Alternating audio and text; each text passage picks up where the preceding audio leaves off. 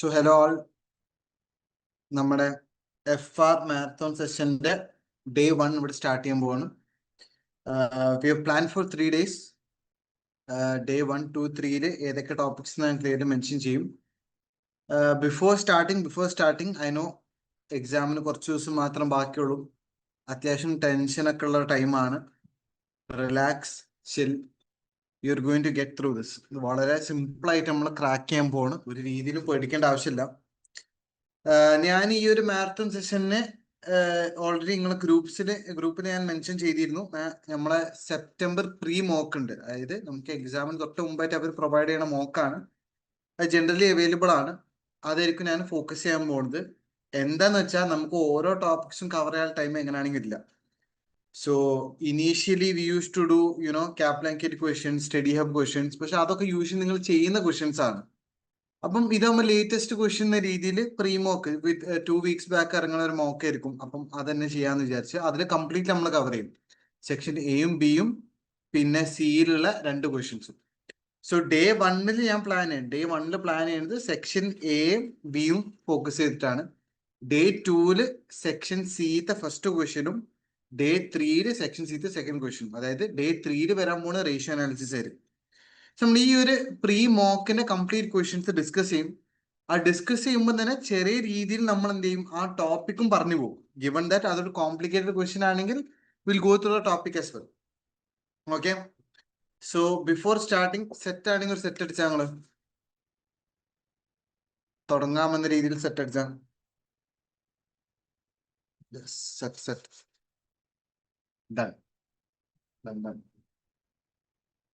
Okay. അങ്ങനെയാണെങ്കിൽ നമുക്ക് തുടങ്ങാം. I'm going to share my screen. ഇപ്രാവശ്യം മുതൽ if this is your first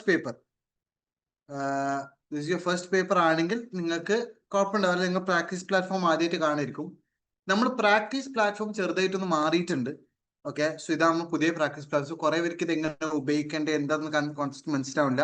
so അതിലൂടെ ജസ്റ്റ് ഇങ്ങനെ പോവാം. നമ്മൾ എന്ത് ചെയ്യും, പ്രാക്ടീസ് പ്ലാറ്റ്ഫോം തുറന്നാൽ ഇങ്ങനത്തെ ഒരു സംഭവം കിട്ടുക. ഈ ഒരു അസൈൻഡ് നിങ്ങൾ കാണൂല, ഈ അസൈൻഡ് ആയിട്ടുള്ള കാണൂല. നിങ്ങൾ ബ്രോസ് നിൽക്കിയിട്ട് ഇതിൽ നിങ്ങൾ FR പോയി ക്ലിക്ക് ചെയ്യുക.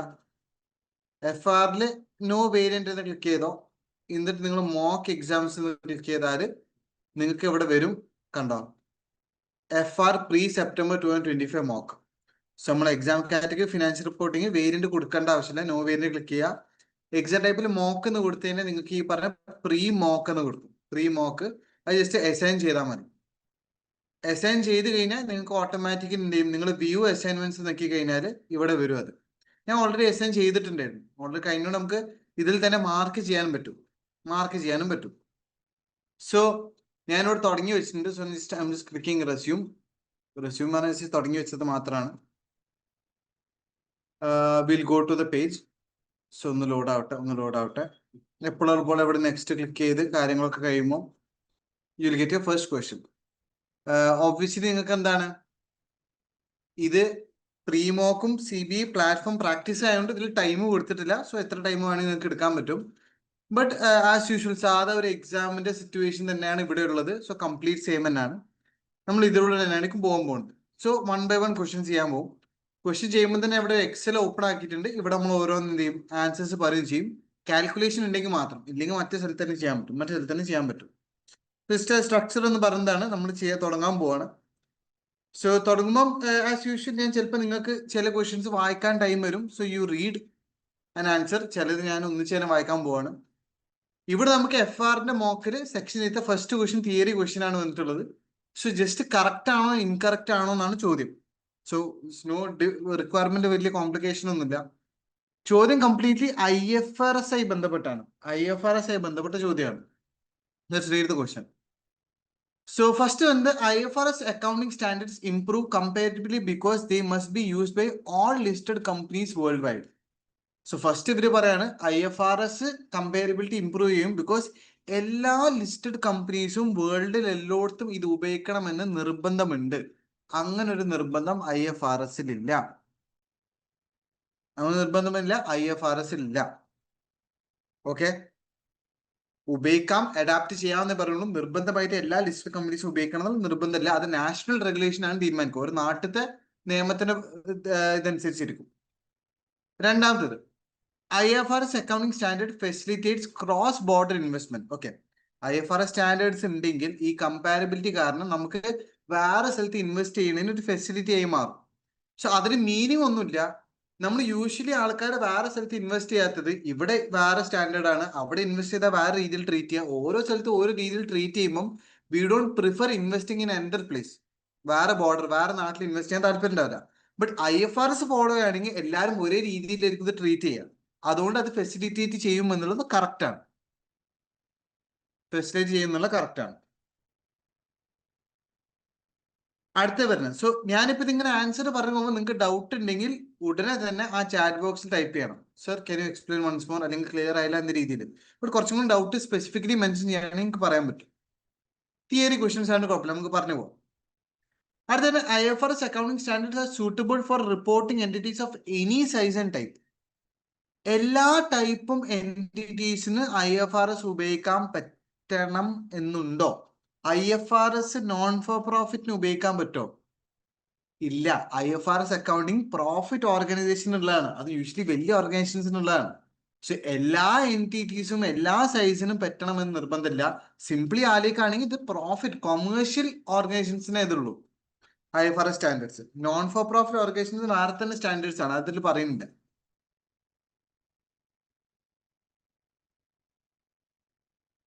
ഓക്കെ, അടുത്ത വരുന്നത് IFRS accounting standards may be costly to implement.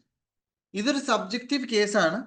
പക്ഷെ നിങ്ങൾ ഓൾറെഡി അക്കൗണ്ടിംഗ് സ്റ്റാൻഡേർഡിന് IFRS അക്കൗണ്ടിംഗ് സ്റ്റാൻഡേർഡിലോട്ട് മാറുകയാണെങ്കിൽ it may be time consuming and costly. നിങ്ങൾ പുതിയ സ്റ്റാൻഡേർഡ്സ് പഠിച്ച് പുതിയത് മനസ്സിലാക്കി അങ്ങനെ അതിലോട്ട് ചേഞ്ച് ചെയ്തിട്ടുണ്ട്. ഓക്കെ, സോ കോസ്റ്റ്ലി എന്നുകൊണ്ട് ഉദ്ദേശിക്കുന്നത് okay may be time and money spend ചെയ്യേണ്ടി വരും if you are initially in your standard and you are changing to IFRS. So IFRSിലോട്ട് മാറാൻ yes it is sort of costly. വെറും പൈസ point of view time and money ചിലപ്പം വരേണ്ടി വരും. Okay, ഇത് ഇംപ്ലിമെന്റ് ചെയ്യാനും ഇതിലോട്ട് അഡാപ്റ്റ് ചെയ്ത് വരാനും may be it my take time. ഇതാണ് ഫസ്റ്റ് വൺ ആൻസർ വരുന്നത്. Okay, so I am going to next question. മെല്ലെ മെല്ലെ സ്പീഡ് കൂടും, ഒബ്വിയസ്ലി ഇത്ര സ്ലോ ആയി പറഞ്ഞാൽ നമുക്ക് ടൈമിന് തീരൂല. മെല്ലെ മെല്ലെ നമുക്ക് പോവാം. സെക്കൻഡ് ക്വസ്റ്റ്യനിലോട്ട് പോകുന്നുണ്ട്. സോ സെക്കൻഡ് ക്വസ്റ്റ്യനിൽ ഇവർ ചോദിക്കാണ് IASBന്റെ സ്റ്റാൻഡേർഡ് സെറ്റിംഗ് പ്രോസസ്. ഒരു പുതിയ സ്റ്റാൻഡേർഡ് ഉണ്ടാക്കും, developing A new standard, what is the correct order? പുതിയ ഒരു സ്റ്റാൻഡേർഡ് ഉണ്ടാക്കുമ്പോൾ കറക്റ്റ് ഓർഡർ എന്താണെന്ന് ചോദിക്കണം. പുതിയൊരു സ്റ്റാൻഡേർഡ് ഉണ്ടാക്കുമ്പോൾ കറക്റ്റ് ഓർഡർ എന്താണെന്നാണ്. പക്ഷെ ഇത് വീണ്ടും IASB IFRS ആയി ബന്ധപ്പെട്ട് ഇതൊക്കെ നമ്മളെ മറ്റേ അക്കൗണ്ടിങ് റെഗുലേഷനായി ബന്ധപ്പെട്ട് അഥവാ റെഗുലേറ്ററി ഫ്രെയിംവർക്കായി ബന്ധപ്പെട്ട ക്വസ്റ്റ്യൻസ് ആണ്. രണ്ട് ക്വസ്റ്റ്യൻ ഇപ്പോൾ നമ്മൾ കാണുന്നത്. സോ ഇതിന് സ്റ്റെപ്സ് അറിയാവുന്നവർക്ക്, പഠിച്ചവർക്ക് ഡയറക്റ്റ് ക്വസ്റ്റ്യൻ ആണ്, ഇല്ലാത്തവർക്ക് ഇത് ഭയങ്കര കോംപ്ലിക്കേറ്റഡ് ക്വസ്റ്റ്യൻ ആണ്. സിനാരി എങ്ങനെ വെച്ചാൽ ഫസ്റ്റ് സ്റ്റെപ്പ് ഫസ്റ്റ് നമ്മൾ എന്ത് ചെയ്യണം? IFRS അഡ്വൈസറി കൗൺസിലിനോട് കൺസൾട്ട് ചെയ്യണം ഒരു പുതിയ ടോപ്പിക് ആഡ് ചെയ്യാൻ പറ്റുമെന്നില്ല. ഓക്കെ, ആദ്യം IFRS അഡ്വൈസറി കൗൺസിലോട് പോയി ചോദിക്കും we have to add a new standard.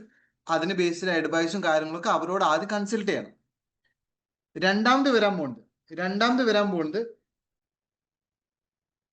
നമ്മളൊരു ഡിസ്കഷൻ പേപ്പർ ചിലപ്പോൾ ഇഷ്യൂ ചെയ്യേണ്ടി വരും. സോ അഡ്വൈസറി കൗൺസിൽ പറയുകയാണെങ്കിൽ ഡിസ്കഷൻ പേപ്പർ ആയിട്ട് എല്ലാവരുമായിട്ട് സംസാരിക്കാനും വേണ്ടിയിട്ട് നമ്മൾ ഡിസ്കഷൻ പേപ്പറായിട്ട് ഇഷ്യൂ ചെയ്യേണ്ടി വരും. എന്ത്? ഈ ഒരു സ്റ്റാൻഡേർഡ് ഉണ്ടാക്കുന്നതിനെ കുറിച്ചും ഇതായി ബന്ധപ്പെട്ട കാര്യങ്ങൾ. പക്ഷെ ഞാൻ പറയുന്ന ഒരു പുതിയ സ്റ്റാൻഡേർഡ് ഉണ്ടാക്കണമെങ്കിൽ ആദ്യം IFRS അഡ്വൈസറി കൗൺസിലിനെ അത് പറയണം. ഓക്കെ, അവരെ പ്ലാനിലോട്ട് ഇൻക്ലൂഡ് ചെയ്യണം. രണ്ട്, ഒരു ഡിസ്കഷൻ പേപ്പർ കൊടുക്കേണ്ടി വരും. ഡിസ്കഷൻ പേപ്പറിൽ ഈ സ്റ്റാൻഡേർഡ് ഉണ്ടാക്കണമായി ബന്ധപ്പെട്ട ഡിസ്കഷൻ തന്നെയാണ്. മൂന്നാമത്തെ ഒരു എക്സ്പോഷർ ഡ്രാഫ്റ്റ് കൊടുക്കേണ്ടി വരും. ഒരു എക്സ്പോഷർ ഡ്രാഫ്റ്റ് എന്ന് പറഞ്ഞാൽ ഡ്രാഫ്റ്റ് ആയിട്ട് ഇതൊന്നും ആദ്യം പ്രിപ്പയർ ചെയ്ത് കാണിക്കേണ്ടി വരും. ഡ്രാഫ്റ്റ് ആയിട്ട് ഈ ഒരു സ്റ്റാൻഡേർഡ് ഇംപ്ലിമെന്റ് ചെയ്യേണ്ടി വരും. അത് കഴിഞ്ഞിട്ട് ഇംപ്ലിമെന്റ് ചെയ്തതിന് ശേഷം ഒരു റിവ്യൂ നടത്തേണ്ടി വരും. എന്നിട്ട് ആക്ച്വലി അത് ഒഫീഷ്യലി ഇംപ്ലിമെന്റ് ചെയ്യുള്ളൂ. ഡ്രാഫ്റ്റ് എന്ന് പറഞ്ഞൊരു സാമ്പിൾ പോലെ ഇത് ആദ്യം നമ്മൾ എന്ത് ചെയ്യും? ഒന്ന് ഇംപ്ലിമെന്റ് ചെയ്യും. അത് കഴിഞ്ഞിട്ട് പോസ്റ്റ് ഇംപ്ലിമെന്റേഷൻ റിവ്യൂ നടത്തണം. ഇതാണ് ഇതിന്റെ കറക്റ്റ്. ഇതും ഡയറക്റ്റ് ക്വസ്റ്റ്യൻ ആയതുകൊണ്ട് ഇതിൽ ഓവർ ഡൗട്ട് വരാനില്ല. ഡൗട്ട് ഉണ്ടെങ്കിൽ തന്നെ ഇത് പാർട്ട് ഓഫ് ദാറ്റ് ആ ഒരു സ്റ്റെപ്സ് പഠിക്കുന്നതിൻ്റെയാണ്. സോ നമ്മൾ സ്റ്റാൻഡേർഡ് ഉണ്ടാക്കുകയാണെങ്കിൽ നമ്മൾ ആദ്യം IFRS അഡ്വൈസറി കൗൺസിലിനോട് അത് കൺസൾട്ട് ചെയ്യണം. ഒരു ഡിസ്കഷൻ പേപ്പർ ചിലപ്പോൾ കൊടുക്കേണ്ടി വരും, നിർബന്ധമില്ല. If it's a very simple standard അവർ തന്നെ ഓക്കെ എന്ന് പറയുമായിരിക്കും, നേരെ ഡ്രാഫ്റ്റിലോട്ട് പോയിരിക്കും. ബട്ട് ഇഫ് ഇറ്റ്സ് റെലവെന്റ് നമ്മൾ ഡിസ്കഷൻ പേപ്പർ കൊടുക്കുന്നു, ഒരു ഡ്രാഫ്റ്റ് ഉണ്ടാക്കുന്നു, ആ ഡ്രാഫ്റ്റ് ശേഷം നമ്മൾ എന്ത് ചെയ്യുന്നു? അത് റിവ്യൂ ചെയ്യുന്നു. ഓക്കെ, ഇങ്ങനെയാണ് നമ്മൾ സ്റ്റാൻഡേർഡ്സ് പൊതുവെ ഉണ്ടാക്കൽ. ഇതാണ് standard setting process. Okay, so അതിലൂടെ ആ ഒരു ആൻസർ ക്ലിയർ. ഇതൊക്കെ ഡയറക്റ്റ് തിയറി ക്വസ്റ്റ്യൻസ് ആണ്, ഡയറക്റ്റ് തിയറി ക്വസ്റ്റ്യൻ ആണ്. സോ ഇഫ് പോസിബിൾ നിങ്ങൾക്ക് ആ റെഗുലേറ്ററി ഫ്രെയിംവർക്ക് റിവൈസ് ആവണമെങ്കിൽ റിവൈസ് ആയിക്കോട്ടെ, ഇപ്പൊ തന്നെ പഠിച്ചു പോകാറ്. തേർഡ് ക്വസ്റ്റ്യനിലോട്ട് പോകുന്നുണ്ട്. Which show the following criteria must be met for an asset to be recognized in financial statements according to the conceptual framework of financial reporting. So conceptual framework പ്രകാരം ഒരു asset recognise ചെയ്യണമെങ്കിൽ എന്തൊക്കെ 2 കാര്യങ്ങളാണ് follow ചെയ്യേണ്ടത്, എന്തൊക്കെ 2 കാര്യങ്ങളാണ് അത് meet ചെയ്യേണ്ടത്? 4 കാര്യങ്ങൾ കൊടുത്തിട്ടുണ്ട്. അത് വേരിഫയബിൾ ഇൻഫർമേഷൻ ആണ്, റെലവന്റ് ഇൻഫർമേഷൻ ആണ്, റിലയബിൾ മെഷർമെന്റ് ആണ്, അതേപോലെ ഫെയ്ത്ത്ഫുൾ റെപ്രസെന്റേഷൻ ഓഫ് അസറ്റ് ആണ്. കോൺസെപ്ച്വൽ ഫ്രെയിംവർക്ക് പ്രകാരം ഏതൊരു ഇൻഫർമേഷൻ പ്രൊവൈഡ് ചെയ്യുമ്പോഴും it has to be relevant, it has to be faithful representation. അത് ഇൻഫർമേഷൻ പ്രൊവൈഡ് ചെയ്യുമ്പോൾ മെയിൻ 2 സംഭവങ്ങളാണ് റെലവന്റ് ആൻഡ് ഫെയ്ത്ത്ഫുൾ റെപ്രസെന്റേഷൻ എന്നത്.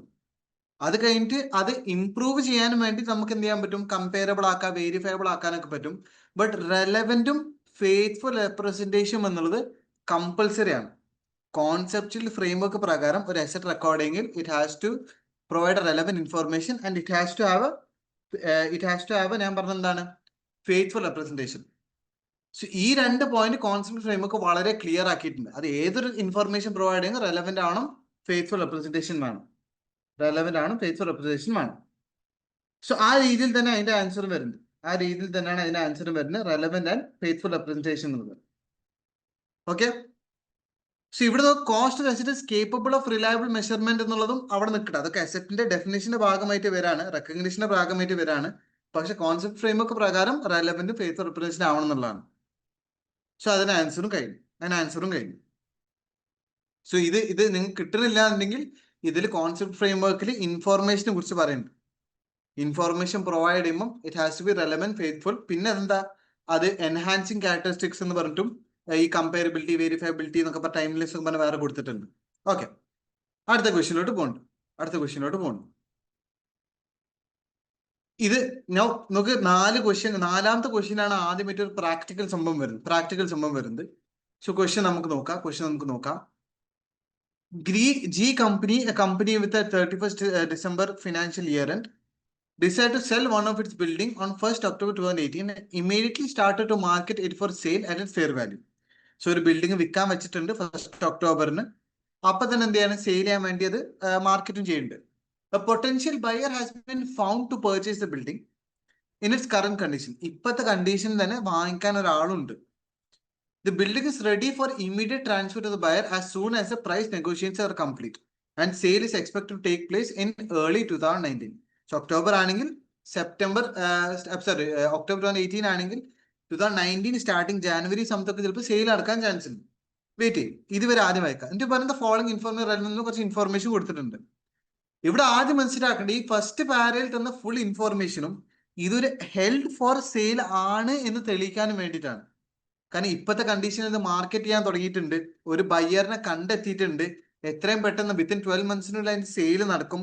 ഇപ്പോഴത്തെ കണ്ടീഷനിൽ തന്നെ അത് സെയിൽ ചെയ്യാൻ പറ്റും. ഇങ്ങനത്തെ കുറച്ച് കണ്ടീഷൻസ് ഉണ്ട് IFRS 5 ഹെൽഡ് ഫോർ സെയിൽ ആവണമെങ്കിൽ. സോ ഇത് ഹെൽഡ് ഫോർ IFRS 5 പ്രകാരം ഹെൽഡ് ഫോർ സെയിൽ ആണെന്നുള്ളതിന് തെളിവ് ക്ലിയർ ആണ്. ഇനി ബാക്കി അറിയേണ്ടത് ഹെൽഡ് ഫോർ സെയിൽ ആണെങ്കിൽ ഏത് എമൗണ്ടിലാണ് കാണിക്കേണ്ടതാണ്. വൺസ് ഒരു ബിൽഡിംഗ് ഹെൽഡ് ഫോർ സെയിൽ അല്ലെങ്കിൽ എന്തെങ്കിലും അസറ്റ് ഹെൽഡ് ഫോർ സെയിൽ ആയി കഴിഞ്ഞാൽ we should show it in the lower of carrying value or fair value less cost to sell. അതിന്റെ ക്യാരിങ് വാല്യൂ, അതിന്റെ fair value less cost to sell ആണ് കാണിക്കേണ്ടത്. അതിന് പിന്നെ ഡിപ്രിസിയേഷനും ഇല്ല. സോ നോക്കുകയാണെങ്കിൽ നമുക്ക് വേണ്ട എന്താണ്? 31st ഡിസംബറിൽ ഇത് ഏത് വാല്യൂലാണ് കാണിക്കാന്നാണ്. സോ ഞാൻ പറയുകയാണെങ്കിൽ 1st October 2018 മുതൽ ഇതെന്തായി? ഹെൽഡ് ഫോർ സെയിൽ ആയി. സോ 1st October അതിന്റെ ക്യാരിങ് വാല്യൂ 500 ആണ്. ഓക്കെ, ക്യാരിങ് വാല്യൂ 500 ആണ്. So 1st October carrying value 500 ആണെങ്കിൽ 31st ഡിസംബറിലും അതിന്റെ ക്യാരിങ് വാല്യൂ 500 ആയിരിക്കും. ബിക്കോസ് ഡിപ്രിസിയേഷൻ ഇല്ല. 31st ഡിസംബറിൽ അതിന്റെ ക്യാരിങ് വാല്യൂ പറഞ്ഞ 500 തന്നെയാണ്. ബിക്കോസ് ഹെൽഡ് ഫോർ സെയിൽ ആയി കഴിഞ്ഞാൽ ഡിപ്രിസിയേഷൻ ഇല്ല. സോ 31st ഡിസംബറിന്റെ പോയിന്റ് ഓഫ് വ്യൂ നോക്കുകയാണെങ്കിൽ ഇതിന്റെ ക്യാരിങ് വാല്യൂ 500 ആണ്. ഇനി അതിന്റെ 31st ഡിസംബറത്തെ NRV നോക്കാം, fair value cost sell. 31st ഡിസംബറിൽ അതിന്റെ ഫെയർ വാല്യൂ എത്രയാണ്? 505,000 ആണ്. അതിന്റെ കോസ്റ്റ് സെൽ എത്രയാണ്? 70,000 ആണ്. So fair value minus cost cell എന്ന് പറയുമ്പോൾ 505 മൈനസ് 70,000. 505 മൈനസ് 70,000 435,000 വരും. 435,000 വരും. ഇത് ചെയ്യണമെങ്കിൽ ചെയ്യാം, but I don't think it's A complicated calculation. ഇതിന്റെ ക്യാരിങ് വാല്യൂ നമ്മൾ ഡിസംബർ ആണ് പറഞ്ഞത്. ഡൗട്ട് വന്നിട്ടുണ്ട്. സർ പ്രോപ്പർട്ടി ഫെയർ വാല്യൂ മോഡലാക്കിയാൽ ഇല്ല, ഡിപ്രിസിയേഷൻ വേണം. ഡിപ്രിസിയേഷന്റെ ആവശ്യമില്ല ഫെയർ വാല്യൂ മോഡലാക്കുകയാണെങ്കിൽ. സോ ഇവിടെ ഡിസംബറിൽ നമ്മൾ നോക്കുകയാണെങ്കിൽ, ഡിസംബർ പോയിന്റ് ഓഫ് വ്യൂ നോക്കുകയാണെങ്കിൽ ഇതിന്റെ ക്യാരിങ് വാല്യൂ കൊടുത്തത് 500,000 ആണ്. ഇനി ഇതിന് NRV അഥവാ ഫെയർ വാല്യൂ കോസ്റ്റ് സെൽ എങ്ങനെ കൊടുത്തത്? 31st ഡിസംബറിൽ അതിന്റെ ക്യാരിങ് വാല്യൂ, അതിന്റെ ഫെയർ വാല്യൂ 505 ആണ്. സോ ഫെയർ വാല്യൂ 505,000 ആണ്. അതിന്റെ കോസ്റ്റ് ടു സെൽ വിൽക്കുകയാണെങ്കിൽ അതിന് എത്ര കോസ്റ്റ് സെൽ അവർ പറഞ്ഞത്? 70,000 ആണ്. 70,000 ആണ്. അങ്ങനെയാണെങ്കിൽ അതിന്റെ NRV വരുന്നത് 435,000 ആണ്. NRV വരുന്നത് 435,000 ആണ്. പക്ഷെ ഏതാണ് ലോവർ നോക്കിയാൽ മനസ്സിലാവും. ലോവറസ് NRV ആണ് ലോവർ. അഥവാ ഫെയർ വാല്യൂസ് കോസ്റ്റ് ആണ് ലോവർ. 435 ആണ് കാണിക്കേണ്ടത്. വളരെ സിമ്പിൾ ക്വസ്റ്റ്യൻ ആട്ടത്, നമ്മൾ ചെയ്ത് കാണിച്ചെന്നുള്ളൂ. 435,000 ആണ്. ഞാൻ നോക്കിയത് ഡിസംബറിന്റെ പോയിന്റ് ഓഫ് വ്യൂ ആട്ടോ. ഇതിപ്പോഴും വിറ്റിട്ടില്ല. സോ ഡിസംബറിന്റെ പോയിന്റ് ഓഫ് വ്യൂ അത് ഹെൽഡ് ഫോർ സെയിൽ ആണ്. ഹെൽഡ് ഫോർ സെയിൽ ആക്കിയ സ്ഥിതിക്ക് നമ്മൾ എന്ത് ചെയ്ത് ആ ഡേറ്റ് അതിന്റെ carrying value fair values cost നോക്കി ഏതാണ് ലോവർ അതിൽ കാണിച്ചു നോക്കി. ഇതൊക്കെ ശരിക്കും പറഞ്ഞാൽ വളരെ സിമ്പിൾ ക്വസ്റ്റ്യൻ ആണ്. പക്ഷെ ഇതൊക്കെ IFRS 5 മറന്നു പോയിട്ടുണ്ടെങ്കിൽ ഇവിടെ ആ കൺഫ്യൂഷൻ ആയിട്ടുണ്ടാവും. കുറെ ഡേറ്റുകളുണ്ട്, എന്താ ചെയ്യേണ്ടത് ഏതാ ചെയ്യേണ്ടതെന്ന് അറിയാതെ മിസ്റ്റേക്ക് വരും. ബട്ട് ഇപ്പൊ ഞാൻ പറയുമ്പോൾ നിങ്ങൾക്ക് ശരിയാണ്. IFRS 5 പ്രകാരം ഇയർ എൻഡിൽ നമ്മൾ ക്യാരിങ് വാല്യൂ അല്ലെങ്കിൽ ഫെയർ വാല്യൂസ് കോസ്റ്റിൽ ഏതാ ലോവർ അതിൽ കാണിക്കണം. ജസ്റ്റ് കാൽക്കുലേറ്റ് ചെയ്ത് കണ്ടുപിടിച്ച്. ഇതൊക്കെ എന്റെ അഭിപ്രായത്തിൽ പ്രാക്ടിക്കൽ ക്വസ്റ്റൻ അല്ലെങ്കിൽ തിയറിറ്റിക്കൽ ക്വസ്റ്റൻ ആണിത്. തിയറി ക്വസ്റ്റന് പോലെയാണ്. പക്ഷെ ഇതും ക്ലിയർ ആയി എന്ന് വിചാരിക്കും. ഫസ്റ്റ് പ്രാക്ടിക്കൽ ക്വസ്റ്റൻ ആട്ടോ. ഞാൻ പറയാൻ റീസൺ ഉണ്ട്. ഓക്കെ, അടുത്ത ക്വസ്റ്റിനോട്ട് പോകുന്നു. ഇവിടെയും വളരെ സിമ്പിൾ ആയിട്ടുള്ള ക്വസ്റ്റ്യൻ ആണ്. ഗിവൺ ദാറ്റ് നിങ്ങൾ ഈ ടോപ്പിക്കിൽ റിവൈസ് ചെയ്തിട്ടുണ്ടെങ്കിൽ IS2 ഇൻവെന്ററി പ്രകാരമുള്ള ക്വസ്റ്റ്യൻ ആണ്. ഏതൊക്കെ കോസ്റ്റ് നമുക്ക് ഇൻക്ലൂഡ് ചെയ്യാൻ പറ്റുന്നുള്ളൂ, ഏതൊക്കെ കോസ്റ്റ് നമ്മൾ എക്സ്പെൻസ് ചെയ്ത് തള്ളണം എന്നുള്ളൂ. ഇത് IS2 ഇൻവെന്ററി പഠിച്ചത് വളരെ ഡയറക്റ്റ് ആയിട്ട് ക്വസ്റ്റ്യൻ ആണ്. IS2 ഇൻവെന്ററിയിലോട്ട് നമ്മൾ ഇൻക്ലൂഡ് ചെയ്യുന്നത് ഡയറക്റ്റ് കോസ്റ്റും അതിപ്പത്തെ കണ്ടീഷൻ ആവാൻ വരുന്ന കോസ്റ്റും ഡയറക്റ്റ് ലേബർ, ഡയറക്റ്റ് മെറ്റീരിയൽസ്, ഇതൊക്കെ ഡയറക്റ്റ് ആയിട്ട് വരുന്ന ഒക്കെ നമ്മൾ ഇൻവെന്ററിയിലോട്ട് ആഡ് ചെയ്യുന്നുണ്ട്. ഇവിടെ നമുക്ക് allocation of fixed production over head based on the normal capacity നമ്മൾ ഇൻക്ലൂഡ് ചെയ്യുന്നത് സ്പെസിഫിക്കലി അതിൽ പറയുന്നുണ്ട്. IS2 fixed production over head അതിന്റെ നോർമൽ ആക്ച്വലി വന്ന കപ്പാസിറ്റി യൂഷ്വൽ കപ്പാസിറ്റി പ്രകാരം ഫിക്സ്ഡ് ഓവർ ഹെഡ് ഒക്കെ നമ്മൾ എന്ത് ചെയ്യും, ഇതിന്റെ കോസ്റ്റിലോട്ട് ഇൻക്ലൂഡ് ചെയ്യുമെന്ന് പറയുന്നുണ്ട്. അബ്നോർമൽ എമൗണ്ട്സ് നമ്മൾ ഇൻക്ലൂഡ് ചെയ്യാറില്ല. സ്റ്റോറേജ് കോസ്റ്റും ഇൻക്ലൂഡ് ചെയ്യാറില്ല. Storage cost, abnormal cost obviously ഇതിന് ഡയറക്റ്റ്ലി വരുന്നതല്ല. ഇപ്രാവശ്യം സ്പെഷ്യലി എന്തോ സംഭവിച്ചത്. പക്ഷെ അബ്നോർമൽ കോസ്റ്റ് നമ്മൾ ഇൻക്ലൂഡ് ചെയ്യാറില്ല. അതേപോലെ തന്നെ സ്റ്റോറേജ് കോസ്റ്റും ഇൻക്ലൂഡ് ചെയ്യാറില്ല. സ്റ്റോറേജ് കോസ്റ്റ് എന്തുകൊണ്ട് ഇൻക്ലൂഡ് ചെയ്യാത്തത്? അത് നമുക്ക് അവോയ്ഡ് ചെയ്യാൻ പറ്റും. നമ്മൾ കറക്റ്റ് ക്വാണ്ടിറ്റി ഓർഡർ ചെയ്ത് കറക്റ്റ് വിറ്റിയിരുന്നെങ്കിൽ ഇത് സ്റ്റോർ ചെയ്യേണ്ട ആവശ്യം വരില്ല. ഇവിടെ പറഞ്ഞ വിൽക്കണേന് മുമ്പ് സ്റ്റോർ ചെയ്തെന്നാണ്. നമ്മൾ എക്സ്ട്രാ ക്വാണ്ടിറ്റി വാങ്ങിച്ചുകൊണ്ടാണ് സ്റ്റോർ ചെയ്യണത്. സോ അത് നമ്മൾ ഈ ഇൻവെന്ററി ഉണ്ടാക്കണേന്റെ ഡയറക്റ്റ് കോസ്റ്റ് ആയിട്ട് നമുക്ക് ഇൻക്ലൂഡ് ചെയ്യാൻ പറ്റുന്നു. സോ സ്റ്റോറേജ് കോസ്റ്റ് ഇൻക്ലൂഡ് ചെയ്യില്ല, അബ്നോർമൽ കോസ്റ്റ് ഇൻക്ലൂഡ് ചെയ്യില്ല, fixed production overhead based on normal capacity include ചെയ്യും. ഓക്കെ, സോ ഇതും ഡയറക്റ്റ് ക്വസ്റ്റ്യൻ തന്നെയാണ്. സോ നമ്മൾ 5 ക്വസ്റ്റ്യൻ ചെയ്തതിൽ 4 തിയറി ക്വസ്റ്റ്യൻസ് വന്നിട്ടുണ്ട്. അതിൽ ഒന്നാണെങ്കിൽ ഹെൽത്ത് ഫോർ സെയിലിൽ ഏറെക്കുറെ തിയറി പോലെ തന്നെ. അടുത്ത ക്വസ്റ്റ്യനോട് പോകുന്നു. ഇതും ഈ ക്വസ്റ്റ്യൻ വരുന്നത് നമ്മളെ അഗ്രികൾച്ചർ ആയിട്ടാണ്. സോ IAS 41 അഗ്രികൾച്ചറായി ബന്ധപ്പെട്ട ക്വസ്റ്റ്യൻ ആണ്. പക്ഷെ ഇതിൽ ഒരു 16 2 41 കൊടുത്തിട്ടുണ്ട്. 16 41 കൊടുത്തിട്ടുണ്ട്. സോ ഇവിടെ ഇതിൽ ഓരോന്നും ഏത് സ്റ്റാൻഡേർഡിൽ വരുന്നതെന്നാണ് ചോദ്യം. റിക്വയർമെന്റ്സ് നോക്കുകയാണെങ്കിൽ ടീ കമ്പനി, ഇവിടെ ഡൗട്ട് എന്തെങ്കിലും ചോദിച്ചോ?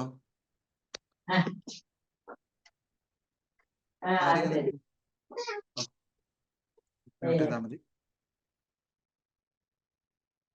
ഇവിടെ ചോദിച്ചു സർ അഡ്മിനിസ്ട്രേഷൻ ഓവർഹെഡ് ഇൻക്ലൂഡ് ചെയ്യോ? കോസ്റ്റിലില്ല. അഡ്മിനിസ്ട്രേഷൻ ഓവർഹെഡ്സ് ഒന്നും നമ്മൾ എന്ത് ചെയ്യില്ല, ഇൻവെന്ററിന്റെ കോസ്റ്റിലോട്ട് ഇൻക്ലൂഡ് ചെയ്യാറില്ല. ഓക്കെ, ഇവിടെ നോക്കാം. ഇവിടെ നമ്മൾ tea company grows tea bushes ആണ് tea plants. So tea bushes അറിയാത്ത ടീ ബുഷസ് ടീ പ്ലാന്റ്സ് കിട്ടുന്നു, ടീ ലീവ്സ് കിട്ടുന്നു. അത് ഡ്രൈ ചെയ്തിട്ടാണ് ഇവർ ഉണ്ടാക്കുന്നത്. The leaves and bushes are these material they picked and then dried using drying equipment. So drying equipment വരുന്നത് അതിന്റെ ലീവ്സ് ഒക്കെ നമ്മൾ എന്ത് ചെയ്യും, ഡ്രൈ ആക്കുന്നു. ഇങ്ങനെയാണ് അവർ ടീ ഉണ്ടാക്കുന്നതിന്റെ കോൺസെപ്റ്റ് പറയുന്നത്. ഇതിൽ ഫസ്റ്റ് ചോദ്യം, ടീ ബുഷസ് ഇതിൽ ഏതിലാ വരാം? IS16 ആണോ, IS2 ആണോ, IS41 ആണോ? ടീ ബുഷസ് എന്ന് പറഞ്ഞാൽ മോർ ദൻ 1 പീരീഡിൽ അതിന്റെ ബെനിഫിറ്റ് കിട്ടും. ഇങ്ങനെ ടീ ബുഷ് കൊണ്ട് ഒരു തവണ മാത്രം ലീവ്സ് കിട്ടാം, അതിന് ലീവ്സ് കിട്ടിക്കൊണ്ട് വെക്കുന്നുണ്ട്. സോ നമ്മൾ IS41 പറയുന്നുണ്ട് ബിയറർ പ്ലാന്റ്സ് എന്ന്. ബിയറർ പ്ലാന്റ്സ് പറഞ്ഞാൽ മോർ ദൻ 1 പീരീഡ് അതിന് ബെനിഫിറ്റ് കിട്ടിക്കൊണ്ടിരിക്കുന്നുണ്ടെങ്കിൽ അതൊരു ബിയറർ പ്ലാന്റ്സ് ആണ്. ഫോർ എക്സാമ്പിൾ ഒരു ആപ്പിൾ ട്രീ, അതിന് ആപ്പിൾ ഇങ്ങനെ കിട്ടിക്കൊണ്ടിരിക്കണം, ആപ്പിൾ നമ്മൾ ഉണ്ടാക്കി വിൽക്കുന്ന ആൾക്കാരാണ്. ബട്ട് ആപ്പിൾ ട്രീ ഒരു അസറ്റ് പോലെയാണ്. Bearer plants will come under IS16 എന്ന് പറയാണ്. ബിക്കോസ് മോർ ദൻ 1 പീരീഡ് അതിന് ബെനിഫിറ്റ് കിട്ടുന്നുണ്ട്, നമ്മളിത് വിൽക്കാനും ഉദ്ദേശിക്കുന്നില്ല. നമ്മളെ കമ്പനീന്റെ പണി എന്തല്ല, ടീ ബുഷസ് വിൽക്കലല്ല പണി.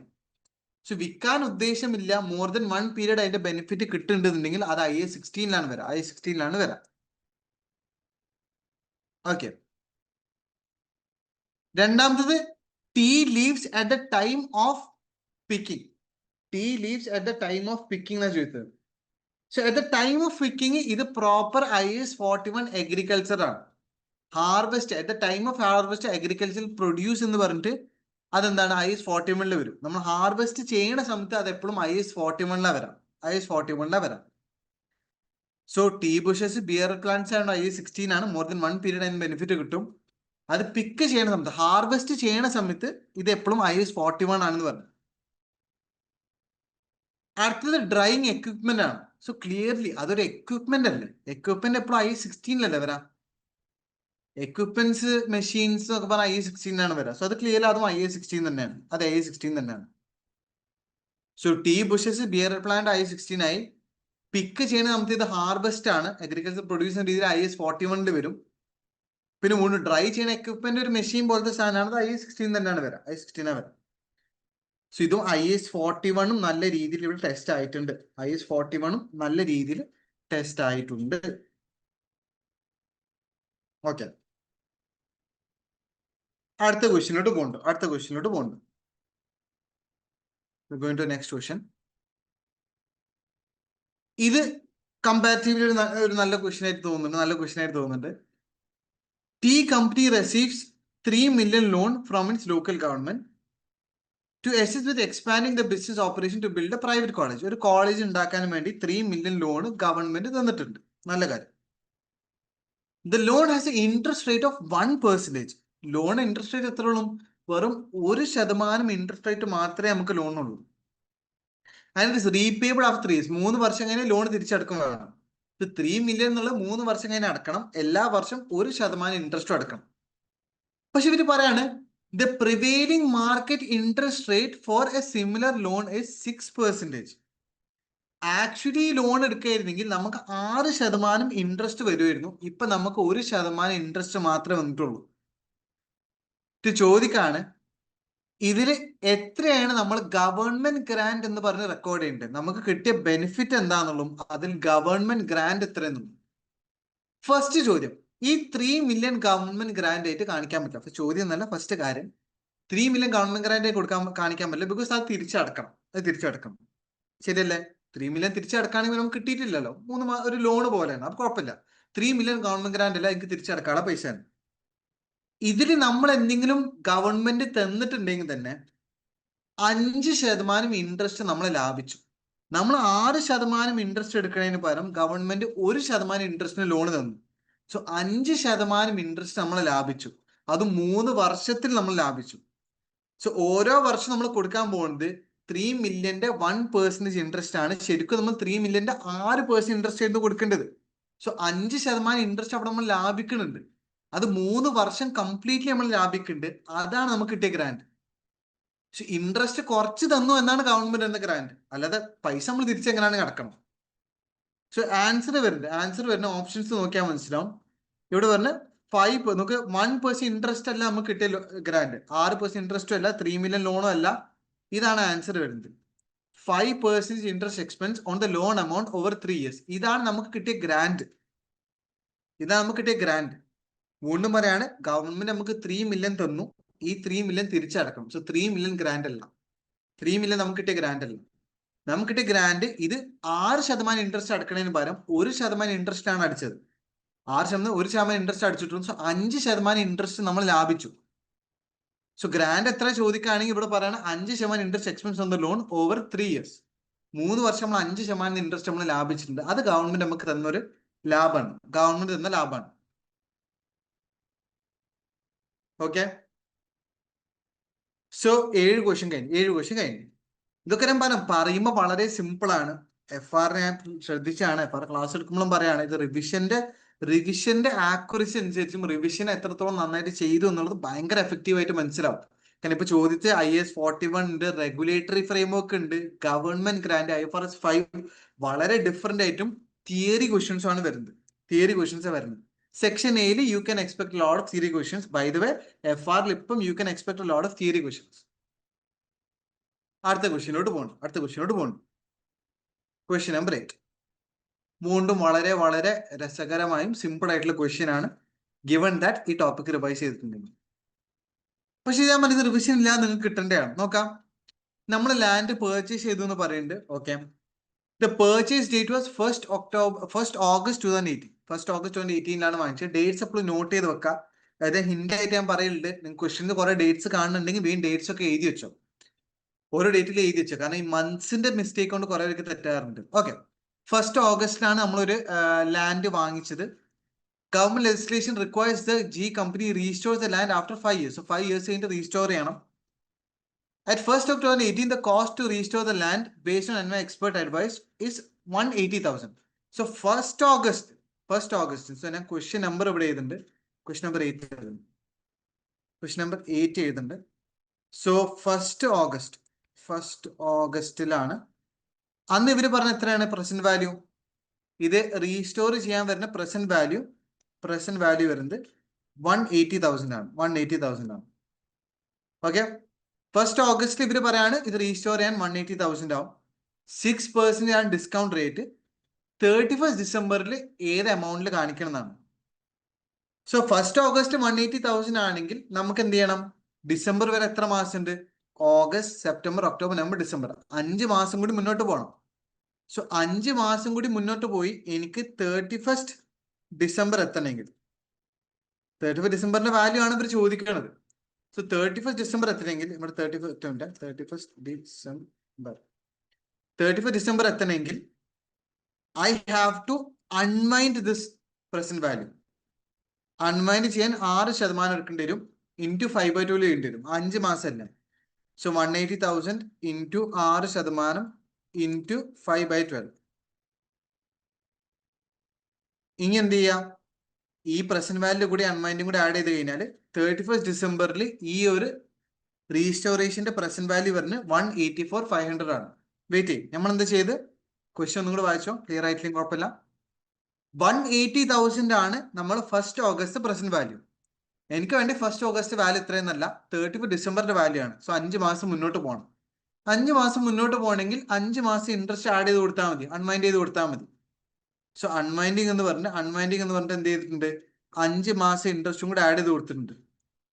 സോ ഇതെങ്ങനെ ചെയ്ത് 180,000 ഇൻറ്റു 6% ഇൻറ്റു 5/12 അതും കൂടെ ആഡ് ചെയ്ത് കൊടുത്തപ്പോൾ 31st December ഇയർ എൻഡിൽ ഈ ഒരു ഡിസ്മാൻഡ്ലിങ് അഥവാ റീസ്റ്റോറേഷന്റെ വാല്യൂ വരുന്നത് 184,500 ആണ്. നമുക്ക് ആൻസർ വായിച്ചു നോക്കാം. ഫസ്റ്റ് ആൻസർ ചെയ്താലും വരില്ല, സെക്കൻഡ് ആൻസറും വരില്ല. രണ്ടിലും 184,500 ഇല്ല. ഇനി നമുക്ക് ഇതോ ആയിരിക്കും, സിയോ ഡി ആയിരിക്കും ആൻസർ വരുന്നത്. വായിച്ചു നോക്കാം. ഡി വായിച്ചു നോക്കാം. ഇത് വരുന്നത് on 1st August recognize provision equal to present value of restoration and corresponding expense in P&L വരുന്നത്. ഇവര് പറയാണ് നമ്മൾ ഈ റീസ്റ്റോറേഷൻ കോസ്റ്റിന്റെ മറ്റേ സൈഡിൽ എക്സ്പെൻസ് ആയിട്ടാണ് കാണിക്കേണ്ടത്. പറയും, ഡിസ്മാൻഡ്ലിംഗ് കോസ്റ്റ് നമ്മൾ എക്സ്പെൻസ് ആക്കലാണോ അസറ്റിലോട്ട് ക്യാപിറ്റലൈസ് ചെയ്യലാണോ? അതേപോലത്തെ റീസ്റ്റോറേഷൻ ഡിസ്മാൻഡ്ലിംഗ് കോസ്റ്റ് എക്സ്പെൻസ് ആക്കലാണോ ക്യാപിറ്റലൈസ് ചെയ്യലാണോ? നിങ്ങൾ പറഞ്ഞ എക്സ്പെൻസ് ആക്കലാണോ ക്യാപിറ്റലൈസ് ചെയ്യലാണോ? അസറ്റിലോട്ട് ഇൻക്ലൂഡ് ചെയ്യലാണോ എക്സ്പെൻസ് ആക്കലാണോ? ഇതേപോലത്തെ വളരെ ക്ലിയർ. നമ്മൾ യൂഷ്വലി IAS 16 എപ്പോഴും പറയില്ല, IAS 37 സെയിം കോൺസെപ്റ്റ് ആണ്. ഒരു ലാൻഡ് ഉണ്ടാക്കണേന്റെ ഭാഗമാണ് അത് നമ്മൾ റീസ്റ്റോർ ചെയ്യണം, ഡിസ്മാൻഡിൽ ചെയ്യണം എന്നുള്ളത്. സോ ഇപ്പൊ ആൻസർ ഇവിടെ വരില്ല, മറ്റു സൈഡിലെ എക്സ്പെൻസ് അല്ല വരാം. ഇനി നിങ്ങൾ ഈ സി വായിച്ചു നോക്കിയാൽ മനസ്സിലാവും. On 1st August, the company should recognize the provision equal to present value. Okay, present value നമ്മൾ പ്രൊവിഷൻ ആയിട്ട് കാണിക്കണം. And corresponding debit entry to land, ബാക്കി ലാൻഡിലോട്ടാണ് ഇൻക്ലൂഡ് ചെയ്യേണ്ടത്. ഇയർ എന്താകുമ്പോൾ അതിന്റെ വാല്യൂ 184,500 ആയിരിക്കും. Yes, correct. നമ്മൾ പ്രസന്റ് വാല്യൂ നമ്മൾ പ്രൊവിഷൻ ആയിട്ട് ക്രിയേറ്റ് ചെയ്യുന്നു, മറ്റേത് ലാൻഡിലോട്ട് ഇൻക്ലൂഡ് ചെയ്യുന്നു, മറ്റേ ലാൻഡിലോട്ട് ഇൻക്ലൂഡ് ചെയ്യുന്നു. എന്നിട്ട് ഇവർ പറയാണ് എന്ത് ചെയ്യണേ, ഇതിന്റെ മറ്റേ സൈഡ് ഇതിന്റെ ഇയർ എൻഡ് ആവുമ്പോൾ 184,500 ആവുന്നു, 184,500 ആവുന്നു. ഓക്കെ, സോ ഇതുവരെയുള്ള ക്ലിയർ ആയില്ല പറഞ്ഞ ആൻസർ വരുന്നത് സി ആണ്. ഇതുവരെയുള്ള ക്ലിയർ ആണോ അല്ലേ പറഞ്ഞ? സോ എല്ലാവരും ക്ലിയർ ആണെന്ന രീതിയിൽ തന്നെയാണ് പറയുന്നത്. ആകെ 5 പേർക്ക് ക്ലിയർ ആയിട്ടുള്ളൂ, ബാക്കിയുള്ളവർ ക്ലിയർ അല്ലേ ഇതുവരെ ഉള്ളത്? Yes or no? ഞാൻ പറയുമ്പോൾ ഡൗട്ട് ഉണ്ടെങ്കിൽ അപ്പൊ തന്നെ ചോദിക്കണം. അതുകൊണ്ടാണ് ഒരു സംഭവം 3-4 വട്ടം പറഞ്ഞത്, ഒരേ ക്വസ്റ്റ്യൻ ആൻസർ 4-5 വട്ടം പറഞ്ഞ് ഡൗട്ട് ഉണ്ടെങ്കിൽ ചോദിക്കാനാണ്. ഏറെക്കുറെ എല്ലാവരും യെസ് നോ ഇതൊരു കണ്ടിട്ടില്ല. നോ കാണാത്തതുകൊണ്ട് തന്നെ ഞാൻ കണ്ടിന്യൂ ചെയ്യാണ്. എന്താണ്? പക്ഷെ 8 ക്വസ്റ്റ്യൻ കഴിഞ്ഞു. നമുക്ക് എന്ത് ചെയ്യാം, 9ാമത്തെ ക്വസ്റ്റ്യനിലോട്ട് പോവാം. ഓക്കെ, സോ 9ാമത്തെ ക്വസ്റ്റ്യൻ വരുന്നത് നമ്മളെ കൺവേർട്ടബിൾ ലോൺസ് ആയി ബന്ധപ്പെട്ട ഒരു ക്വസ്റ്റ്യൻ ആണ്. Convertible loans. സോ കൺവേർട്ടബിൾ ലോൺസിൽ നമുക്കറിയാം നമ്മള് ഡെപ്റ്റും ഈക്വിറ്റിയും സെപ്പറേറ്റ് ആക്കുന്നുള്ളതും ഇതില് ഇക്വിറ്റി എലമെന്റ് ഇക്വിറ്റി ഓപ്ഷൻസ് എന്ന് പറഞ്ഞ എമൗണ്ടിൽ കാണിക്കും, ഡെപ്റ്റ് എലമെന്റ് നമ്മൾ എമൗണ്ടൈസ് ചെയ്യുന്ന പറഞ്ഞിട്ടൊരു കോൺസെപ്റ്റ് ഉണ്ട്. ജസ്റ്റ് റിവൈസ് ചെയ്തത് എന്താണ് നമുക്ക് നോക്കാം. നമ്മൾ 20 മില്യന്റെ കൺവേർട്ടബിൾ ലോൺസ് ഇഷ്യൂ ചെയ്യുന്നു 1st July 2013. 1st July 2013 20 മില്യന്റെ കൺവേർട്ടബിൾ ലോൺസ് ഇഷ്യൂ ചെയ്തു. In 5 years time, on 30 June 2018, the holder can choose to redeem the loan note for cash 20 million or convert them into fixed number of ordinary shares. ഇത് നമ്മൾ ചെയ്യാം as usual. ഇത് convert ചെയ്യാൻ പറ്റും, cash ആക്കാൻ പറ്റും, അല്ലെങ്കിൽ ഷെയർസ് ആക്കി മാറ്റാൻ പറ്റും. അതാണ് കൺവേർട്ട് ലോൺസിന്റെ concept. At 1st July, the present value of loan note with similar terms but without conversion option was 18.97 million. So convertible ഇല്ലായിരുന്നെങ്കിൽ 18.97 ആയിരിക്കും അതിന്റെ വാല്യൂ. സോ കൺവേർട്ടബിൾ ഇല്ലായിരുന്നെങ്കിൽ വാല്യൂ ഓൾറെഡി തന്നിട്ടുണ്ട്. അവർ തന്നിട്ടുണ്ട്. ഈ 18.97 ആണ് നമ്മൾ ഡെപ്റ്റ്. ആ ഡിഫറൻസ് ആയിട്ട് വരുന്ന എത്രയാണ്? 1.03 എന്നുള്ളത് നമ്മൾ എന്ത് ചെയ്യണം, ഇക്വിറ്റി ആയിട്ട് കാണിക്കണം. 1.03 മില്യൺ എന്നുള്ളത് നമ്മൾ ഇക്വിറ്റി ആയിട്ട് കാണിക്കണം. ടോട്ടൽ 20 മില്യൺ ആണ്. ഈ 20 മില്യണിൽ നോൺ കൺവേർട്ടബിളിന്റെ പ്രസന്റ് വാല്യൂ 18.97 ആണ്. സോ അതാണ് നമ്മൾ എന്ത് ചെയ്യേണ്ടത്, ഡെപ്റ്റ് എന്ന് പറഞ്ഞാൽ കാണിക്കും. യൂഷ്വലി കാൽക്കുലേറ്റ് ചെയ്യില്ല നമ്മൾ. സോ ഡെപ്റ്റ് എന്ന് പറഞ്ഞിട്ട് നമ്മൾ 18.97 ആയിട്ട് കാണിക്കണം. ഓക്കെ, അപ്പൊ ഇതിന്റെ 2 ആൻസറിൽ അത് വരുന്നുള്ളൂ. റെക്കഗ്നൈസ് ലയബിലിറ്റി ഓഫ് 18.97 ഉണ്ട്, ഇവിടെ റെക്കഗ്നൈസ് ലയബിലിറ്റി ഓഫ് 18.97 ഉണ്ട്. ഈ ഒന്നെങ്കിൽ നമ്മുടെ ആൻസർ എയോ സിയോ ആയിരിക്കുള്ളൂ. ഇനി നമുക്ക് എ ആണോ സി ആണോ കൂടി നോക്കിയാൽ മതി. ഞാൻ ആൻസറിന്റെ രീതി കണ്ടാൽ മനസ്സിലാവും, കുറെ ഓഡ് വൺ ഔട്ട് വെച്ചിട്ട് ആൻസർ ചെയ്ത്. ഏന് പറയണ്ട്, if the non notes are converted on 30 June 2018, 18.97 million transfer to equity from liability account. അങ്ങനെയല്ല നമ്മൾ പറഞ്ഞിട്ടുള്ളത്. ഇത് കൺവേർട്ട് ചെയ്യുകയാണെങ്കിൽ ഈ ലയബിലിറ്റി മൊത്തം ഇക്വിറ്റിയായി മാറും. അങ്ങനെയല്ല, അങ്ങനെ നമ്മൾ പറഞ്ഞിട്ടില്ല. ഇത് നമ്മൾ ഇക്വിറ്റി വേറെ തന്നെ കണ്ടുപിടിക്കലല്ല. ഇക്വിറ്റി 1.03 മില്യൺ എന്നുള്ള സെപ്പറേറ്റ് കാണിക്കലാണ്. കൺവേർട്ട് ചെയ്ത് കഴിഞ്ഞാൽ ലയബിലിറ്റി മൊത്തം ഇക്വിറ്റി ആയി മാറുമെന്ന രീതിയിൽ പറയുന്നില്ല. അപ്പൊ ആൻസറിങ് ചെയ്താവുള്ളൂ സി മാത്രമേ ആവുള്ളൂ. സോ സിയിൽ പറഞ്ഞ എങ്ങനെ നോക്കാം, on 1st July 2018 should recognise liability of 18.97 million. ശരിയാ, കൺവേർട്ടബിളിന്റെ ഡെപ്റ്റിന്റെ വാല്യൂ ആയിട്ടുള്ള 18.97 നമ്മൾ ലയബിലിറ്റി ആയിട്ട് കാണിക്കുന്നു. Interest expense of 1.03 million recognised over the 5 years to 30 June 2018. അത് ക്ലിയർ അല്ലെങ്കിലും അത് ഡയറക്റ്റ്ലി ക്ലിയർ ആയി മനസ്സിലാവില്ല. ഈ 1.03 ആക്ച്വലി ഇക്വിറ്റി ആണ്. പക്ഷെ ഈ ലോണിന്റെ വാല്യൂ 20 മില്യണും നമ്മൾ റെക്കോർഡ് ചെയ്യുന്ന 18.97 മില്യൺ ഡിഫറൻസ് ഉള്ളത് നെറ്റ് ഇഫക്റ്റ് ഇൻട്രസ്റ്റ് ആയിട്ട് നമ്മൾ പേ ചെയ്യാൻ പോവാണ്. ഇപ്പൊ അസ്യൂം ചെയ്യാം, ഞാൻ 18.97 മില്യണിലാണ് ലോൺ കാണിച്ചത്. ഈ 18.97 മില്യന് കൺവേർട്ട് ചെയ്തിട്ടില്ലെങ്കിൽ, 18.97 മില്യൺ കൺവേർട്ട് ചെയ്തിട്ടില്ല എന്നുണ്ടെങ്കിൽ I will have to pay 20 million. Last 5 വർഷം കഴിയുമ്പോൾ എന്ത് ചെയ്യേണ്ടി വരും? 20 മില്യൺ പേ ചെയ്യേണ്ടി വരും കൺവേർട്ട് ചെയ്തിട്ടില്ലെങ്കിൽ. 18.97 എന്ന് ഞാൻ പറഞ്ഞ കാണിച്ച ലോണ് കൺവേർട്ട് ചെയ്തിട്ടില്ല എന്നെങ്കിൽ ഞാൻ അവസാനം എത്ര പേ ചെയ്യേണ്ടി വരും? 20 മില്യൺ പേ ചെയ്യേണ്ടി വരും. അപ്പൊ ഡിഫറൻസ് ആയിട്ട് 1.03 മില്യന് ഇൻട്രസ്റ്റ് എന്ന രീതിയിൽ ഇതിന്റെ ഇടയിൽ പേ ചെയ്ത് തീർക്കേണ്ടി വരും. അങ്ങനെയാണ് 18.97 20 മില്യനായി മാറുന്നത്. വെയിറ്റ്, അത് ക്ലാരിറ്റി വരില്ല ബിക്കോസ് നമ്മൾ അങ്ങനെ ആയിരിക്കും നിങ്ങളിത് പഠിച്ചിട്ടുണ്ടാവും. ബട്ട് നമുക്ക് ഓഡ് വൺ ഔട്ടിലെ ആൻസർ എങ്ങനെയാണ് കിട്ടിയില്ല? എയോ സിയോ ആൻസർ വരുള്ളൂ. എ തെറ്റാണ് ഓൾറെഡി. ബിക്കോസ് എയിൽ പറഞ്ഞെന്ന് വെച്ചാൽ നമ്മളിത് കൺവേർട്ട് ചെയ്ത് കഴിഞ്ഞാൽ ലയബിലിറ്റി മൊത്തം ഇക്വിറ്റി ആക്കണം. അങ്ങനെ നമ്മൾ പഠിച്ചിട്ടില്ല. അങ്ങനല്ല ഇതിന്റെ കോൺസെപ്റ്റ് പറഞ്ഞത്. ആൻസർ സി ആണെന്ന് ഓൾറെഡി മനസ്സിലായി കഴിഞ്ഞു. സിയിൽ പറഞ്ഞ രീതി നോൺ കൺവേർട്ടബിൾ 18.97 ആയതുകൊണ്ട് തന്നെ ആയതുകൊണ്ട് തന്നെ നമ്മൾ ലയബിലിറ്റി ഒബ്വിയസ്ലി 18.97 ഡെപ്റ്റ് എന്ന് പറഞ്ഞ് കാണിക്കണം. ഇത് നമ്മൾ പഠിച്ച രീതിയിലാണ് ഇങ്ങനെ വരാം. പഠിച്ച രീതിയിൽ ഏതാ വരാം? നമ്മൾ ടോട്ടൽ ലോണിന്റെ എമൗണ്ട് 20 മില്യൺ ആണ്. 20,000 എഴുതാം. അതിൽ ഇക്വിറ്റി ആയിട്ട് വരാൻ പോകുന്നത് ഇക്വിറ്റി അഥവാ ഇക്വിറ്റി ഓപ്ഷൻസ് ആയിട്ട് വരാൻ പോകുന്നത് 1030 എന്നൊരു എമൗണ്ട് ആയിരിക്കും. എന്നിട്ട് ഡെപ്റ്റ് എന്ന് പറഞ്ഞ് വരാൻ പോകുന്നത് 18.970, 18.97 എന്ന് പറഞ്ഞില്ലേ, ഇങ്ങനെയാണ് വരാം. ഇത് ഡെപ്റ്റ് എന്ന് നമ്മൾ ലോൺ എന്ന് പറഞ്ഞ് കാണിക്കുന്നു, ഇക്വിറ്റി നമ്മൾ സെപ്പറേറ്റ് കാണിക്കുന്നു, ഫൈനൽ ലോണിന്റെ എമൗണ്ട് 20 മില്യൺ തന്നെയാണ്. സോ ആൻസർ വരുന്നത് ഈ പറഞ്ഞ സി ആണ്. ഈ 1.3 മില്യൺ നെറ്റ് ഇഫക്റ്റ് നമ്മൾ പേ ചെയ്യേണ്ടി വരും. 5 ഇയേഴ്സിലോട്ട് നമ്മൾ പേ ചെയ്യേണ്ടി വരും ഗിവൺ ദാറ്റ് കൺവേർട്ട് ചെയ്തിട്ടില്ല എന്നുണ്ടെങ്കിൽ. ബട്ട് ആൻസർ സിയിലോട്ട് എങ്ങനെയാണ് നമുക്ക് എത്താൻ പറ്റുമെന്ന് പറഞ്ഞു. ഓക്കെ, സോ അടുത്ത ക്വസ്റ്റ്യനിലോട്ട് പോകുന്നു. ഇതും കുറെ പേർക്ക് തെറ്റുന്ന ഒരു ക്വസ്റ്റ്യൻ ആണ്. അസോസിയേറ്റിന്റെ കോൺസെപ്റ്റ് കുറെ പേർക്ക് തെറ്റാറുണ്ട്. അസോസിയേറ്റ് എങ്ങനെ ട്രീറ്റ് ചെയ്യുന്നുള്ളൂ. സോ വീണ്ടും we are going back to consultation അല്ല, ബട്ട് കൺസോൾട്ടേഷന്റെ ഏരിയയിലോട്ട് അവിടെ പോകുന്ന question. P company owns 35% of K, which gives it a significant influence. Significant influence എന്ന് പറയുമ്പോൾ തന്നെ അസോസിയേറ്റിനെ കുറിച്ചാണ് പറയുന്നത്. During the current financial reporting period, P company sold inventory to K for 8,000 at a margin of 30%. So 8,000 സാധനം വിറ്റിട്ടുണ്ട്, margin 30% ആണ്. At the year end, the inventory remain unsold. ഇത് year end full ബാക്കിയുണ്ട്. P company has recognized the receivables of 8,000 for the sale and K recognized the corresponding payables. So 8,000 സാധനം വിറ്റിട്ടുണ്ട്. So നമുക്ക് എന്താ പറയാം? Question number ഇവിടെ വരുന്നത് 10 ആണ്. So question number 10 നോക്കുകയാണെങ്കിൽ ടോട്ടൽ 8,000 സാധനം സെയിൽ ചെയ്തിട്ടുണ്ട്. സെയിൽ ചെയ്യുന്നത് പാരന്റ് ടു അസോസിയേറ്റ് ആണ്. സെയിൽ ചെയ്യുന്നത് പാരന്റ് ടു അസോസിയേറ്റ് തന്നെയാണെന്നാണ് എന്റെ വിശ്വാസം. നോക്കട്ടെ. P company sold to K, yes ആണല്ല. During the year P company sold to K. Okay, parent to associate 8,000 sale. Margin കൊടുത്തിട്ടുള്ളത് എത്രയാണ്?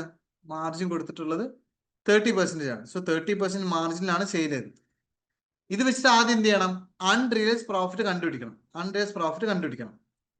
സോ മാർജിൻ ആയതുകൊണ്ട് തന്നെ ഞാൻ പൊതുവെ ഈ ഫോർമാറ്റാ പറഞ്ഞത്, cost plus profit is equal to sales.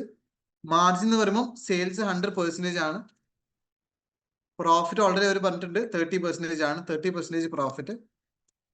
കോസ്റ്റിന്റെ ആവശ്യമില്ല, എന്നാലും 70% ചെയ്ത കോസ്റ്റ്. ഇനി നമുക്ക് തന്നെ 8,000 സെല്ലിംഗ് പ്രൈസ് ആണ്. ഇത് വെച്ചിട്ട് പ്രോഫിറ്റ് കണ്ടുപിടിക്കണമെങ്കിൽ 8,000 ഡിവൈഡ് ബൈ 100 ഇൻറ്റു 30, അതോ ഇൻറ്റു 30% ചെയ്താൽ മതി. സോ കണ്ടുപിടിക്കൽ എങ്ങനെ? തൊട്ടടുത്തുള്ള 8,000 ഡിവൈഡ് ബൈ 100 തൊട്ടടുത്തുണ്ട്, ഇൻറ്റു 30 ആണ് നമുക്ക് വേണ്ടത്. സോ അൺറിയലൈസ് പ്രോഫിറ്റ് വരുന്നത് 2,400 ആണ്. വെയിറ്റ് ചെയ്യും, അൺറിയലൈസ് പ്രോഫിറ്റ് വരുന്നത് 2,400 ആണ്. സോ പാരന്റ് അസോസിയേറ്റിന് സാധനം വിറ്റു. ഇത് സാധനം മൊത്തം ബാക്കിയുണ്ട്. ഇതില് അതുകൊണ്ട് തന്നെ ആ ഫുൾ റിമൈനിങ് ഇൻവെന്ററിന്റെ കോൺസെപ്റ്റ് ഇല്ല, ഫുൾ ഇൻവെന്ററി റിമൈനിങ് ആണ്. അതുകൊണ്ട് 2,400 അൺറിയലൈസ് പ്രോഫിറ്റ് ആണ്. ബട്ട് അസോസിയേറ്റിന്റെ കോൺസെപ്റ്റില് അൺറിയലൈസ് പ്രോഫിറ്റ് കണ്ടുപിടിച്ച് കഴിഞ്ഞാൽ അത് പാരന്റിന്റെ പെർസെന്റേജ് ആക്കി മാറ്റണം. പാരന്റ് പെർസെന്റേജ് എത്രയാണ്? 35% ആണ് പാരന്റ്. സോ 2,400ന്റെ 35% എത്രയാണ് കണ്ടുപിടിക്കണം. ഇതാണ് അൺറിയലൈസ് പ്രോഫിറ്റ്. പാരന്റ് അസോസിയേറ്റ് വിൽക്കുമ്പോൾ അസോസിയേറ്റിന്റെ കോൺസെപ്റ്റില് യൂഷ്വലി അൺറിയലൈസ് പ്രോഫിറ്റ് നമ്മൾ ഫുൾ എടുക്കലുണ്ട്. സബ്സിഡറി ആണെങ്കിൽ അൺറിയലൈസ് പ്രോഫിറ്റ് ഫുൾ എടുക്കുന്നുണ്ട്. പക്ഷെ പാരന്റ് ടു അസോസിയേറ്റ് അഥവാ അസോസിയേറ്റ് പാരന്റിൽ അൺറിയലൈസ് പ്രോഫിറ്റ് കണ്ടുപിടിക്കുമ്പോൾ നമ്മളത് പാരന്റിന്റെ പെർസെന്റേജ് ആക്കി മാറ്റണം. കാരണം നമുക്ക് സിഗ്നിഫിക്കന്റ് ഇൻഫ്ലുവൻസ് ഉള്ള വെറും 35% ഇൻഫ്ലുവൻസ് ഉള്ളൂ. ആ ഇൻഫ്ലുവൻസ് ഉള്ള പ്രോഫിറ്റ് ആണ് കണ്ടുപിടിക്കുന്നത്. സോ 840 ആണ് അൺറിയലൈസ് പ്രോഫിറ്റ്. 840 ആണ് അൺറിയലൈസ്ഡ് പ്രോഫിറ്റ്. ഓക്കെ, ഇനി അവര് പറഞ്ഞു നോക്കാം. ഇനി മനസ്സിലാക്കുന്നത് ഇത് പാരന്റ് അസോസിയേറ്റ് ആണെങ്കിൽ റിസീവബിൾസും പേബിൾസും ഇൻട്രാ ഗ്രൂപ്പ് പോലെ ക്യാൻസൽ ചെയ്യണോ? യെസ് പറഞ്ഞ പാരന്റ് ടു അസോസിയേറ്റില് ഇൻട്രാ ഗ്രൂപ്പ് എന്ന് പറഞ്ഞ റിസീവബിൾസ് പേബിൾസ് ക്യാൻസൽ ചെയ്യണോ? നിങ്ങൾ പഠിച്ചിട്ടുണ്ടെങ്കിൽ പറഞ്ഞോ. പാരന്റ് ടു അസോസിയേറ്റില് ഇൻട്രാ ഗ്രൂപ്പ് എന്ന് പറഞ്ഞ് റിസീവബിൾസും പേബിൾസും ഒക്കെ ക്യാൻസൽ ചെയ്യണം അങ്ങോട്ടും ഇങ്ങോട്ടും ഉള്ളത്? ഇല്ല, വേണ്ട. അത് ആർക്ക് മാത്രം മതി? അത് സബ്സിഡറീസിന് മാത്രമേ ഉള്ളൂ. സോ ഇത് അറിയാത്തവരുണ്ടെങ്കിൽ ശ്രദ്ധിച്ചോ. പാരന്റ് ടു സബ്സിഡറി ആണെങ്കിൽ നമ്മൾ ഫുള്ളി കൺസോളിഡേറ്റ് ചെയ്യും. അപ്പൊ അവർ തമ്മിലുള്ള ക്യാൻസൽ ചെയ്യണം. പക്ഷെ പാരന്റ് ടു അസോസിയേറ്റ് ആണെങ്കിൽ ഇതേപോലെ നമ്മൾ ഫുള്ളി കൺസോളിഡേറ്റ് ചെയ്യുന്നില്ല. അതുകൊണ്ട് ഇവർ തമ്മിലുള്ള ക്യാൻസൽ ചെയ്യേണ്ട ആവശ്യമില്ല. അൺറിയലൈസ്ഡ് പ്രോഫിറ്റ് മാത്രം ഒഴിവാക്കിയാൽ മതി. തിരിച്ച് ആൻസറിലോട്ട് പോകുന്നുണ്ട്. ആൻസർ വരുന്ന ഇവിടെ നോക്ക്. The unrealised profit is 840. നമ്മൾ കണ്ടുപിടിച്ചു 840 അൺറിയലൈസ്ഡ് പ്രോഫിറ്റ്.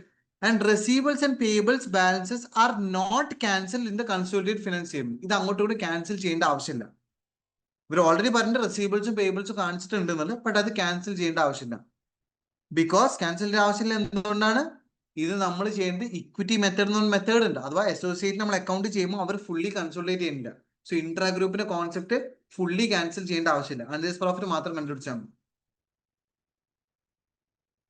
ഇനിയും ചോദ്യം വരാണ്ട്. ഇതൊക്കെ നിങ്ങൾ ക്ലാസ്സിൽ ചോദിച്ചിട്ടുണ്ടോ നിങ്ങൾക്ക് അറിയില്ല, നിങ്ങളുടെ ഫാക്കൽറ്റീസിനോട്.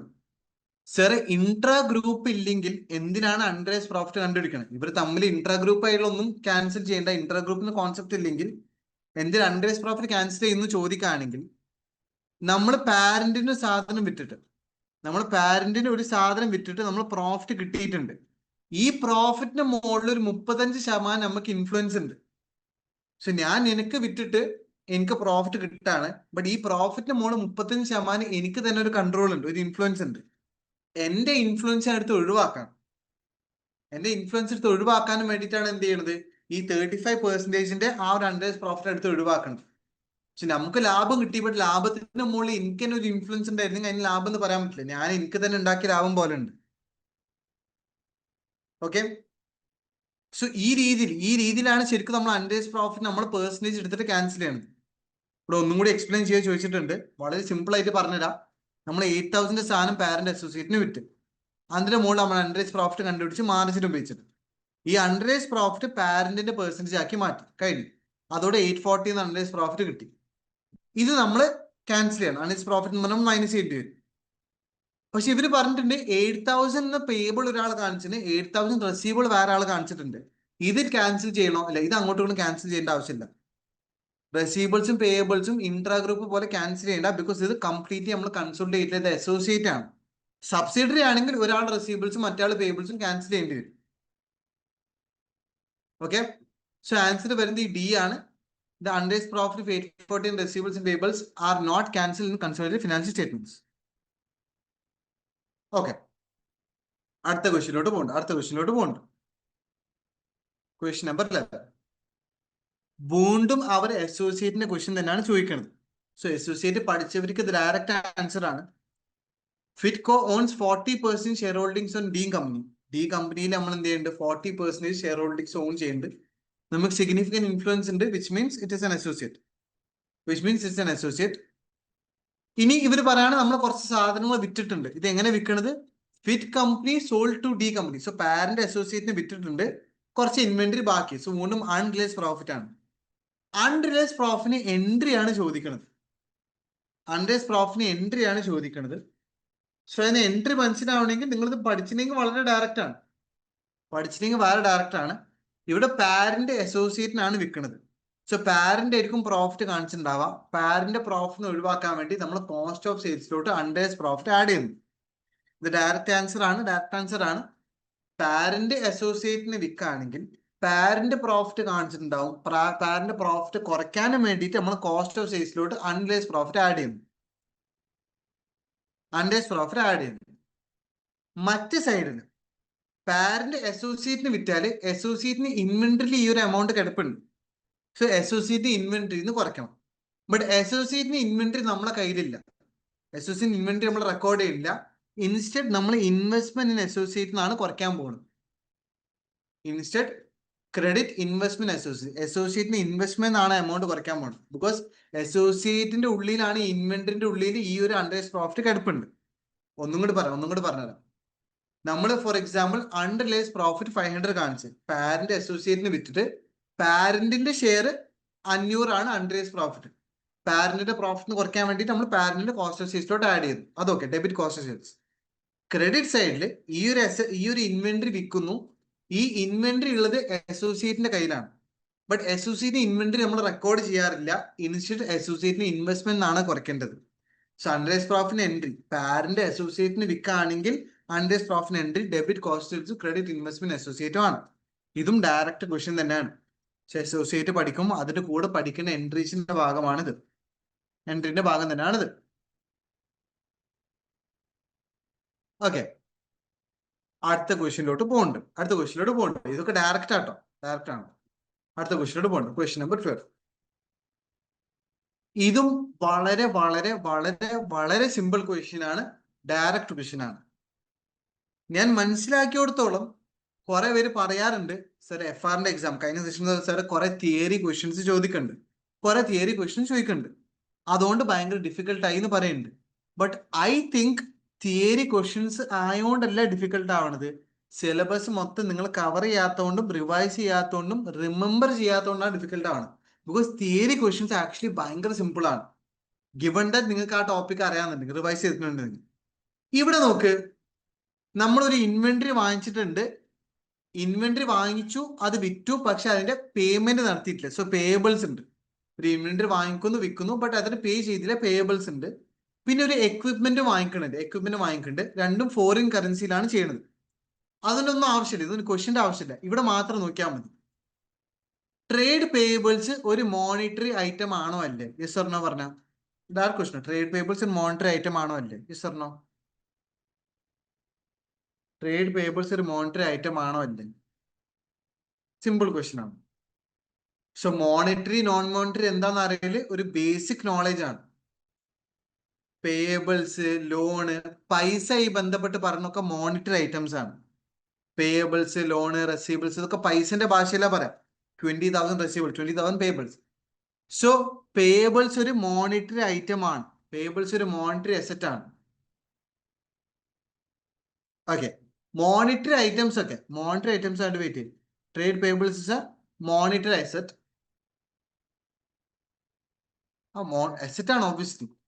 പേയബിൾസ് മോണിറ്ററി അസറ്റ് എന്നുള്ളതിൽ ചെറിയ മിസ്റ്റേക്ക് ഉണ്ട് അല്ലേ? മോണിറ്ററി അസറ്റ് എന്ന് പറയാൻ പറ്റില്ല, മോണിറ്ററി ഐറ്റം എന്നാണ്. ബട്ട് അതിലിപ്പോ നമുക്ക് മാർക്ക് ചെയ്യുകയാണെങ്കിൽ നോൺ മോണിറ്ററി മാർക്ക് ചെയ്യാൻ പറ്റുള്ളൂ. ശരിക്കും ശരിയല്ല, അവർ കൊടുത്തതിൽ തെറ്റുണ്ട്. മോണിറ്ററി അസറ്റ് എന്ന് പറയാൻ പറ്റില്ല, but it's monetary item, monetary liability ആണ്. ബട്ട് ഇറ്റ്സ് മോണിറ്ററി ഐറ്റം എന്ന രീതിയിലാണ് കൊടുത്തത്. കാരണം നമുക്ക് ആ ഒരു ഓപ്ഷൻ ഏതും ഒന്ന് ചൂസ് ചെയ്യണം. സോ ട്രേഡ് പേയബിൾസ് ഒരു മോണിറ്ററി ഐറ്റം ആണ്. മോണിറ്ററി ഐറ്റംസ് ഒക്കെ ഇയർ എൻഡ് ആവുമ്പോൾ റീട്രാൻസ്ലേറ്റ് ചെയ്യണമെന്നുള്ളത് IAS 21 ക്ലിയർ ആയിട്ട് പറയുന്നുണ്ട്. All monetary items should be retranslated at the year. നേരെ തിരിച്ച് എക്വിപ്മെന്റ് നോൺ മോണിറ്ററി ഐറ്റം ആണ്. നോൺ മോണിറ്ററി ഐറ്റം ആവുമ്പോൾ ഇയർ എൻഡ് ആവുമ്പോൾ റീട്രാൻസ്ലേറ്റ് ചെയ്യേണ്ട ആവശ്യമില്ല. ഇതും ഡയറക്റ്റ് ക്വസ്റ്റ്യൻ തന്നെയാണ്.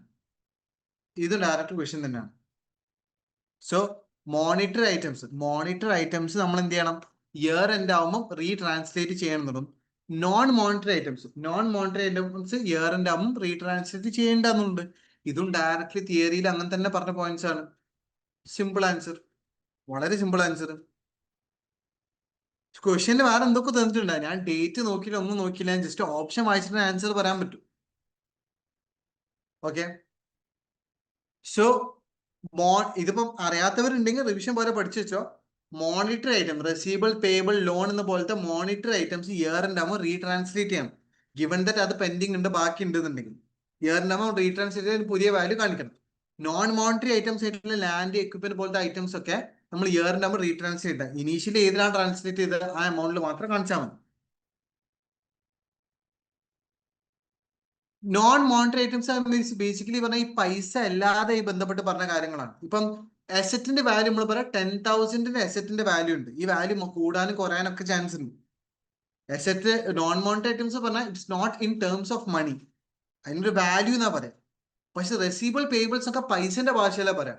20,000 പൈസ കിട്ടാനുണ്ട്, അതിന് വാല്യൂ മാറാനൊന്നുമില്ലല്ലോ. 20,000 എന്ന് ക്യാഷിന്റെ പോയിന്റ് ഓഫ് വ്യൂ അല്ലേ പറയാം. നോൺ മോണിറ്ററി ടേംസ് പറഞ്ഞാൽ we don't talk in terms of money. So building, land, machinery 20,000 machinery ആവാം, ഒരു വാല്യൂ പോലെ പറയാം, not in monetary terms.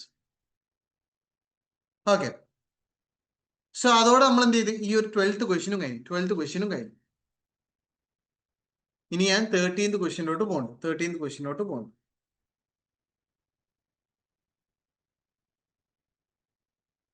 Questions അവർ ചോദിക്കാണ്, വീണ്ടും ഫോറിൻ കറൻസിന്റെ ക്വസ്റ്റ്യൻ ആണ്. IAS 21 ഫോറിൻ കറൻസിന്റെ ക്വസ്റ്റ്യൻ ആണ്.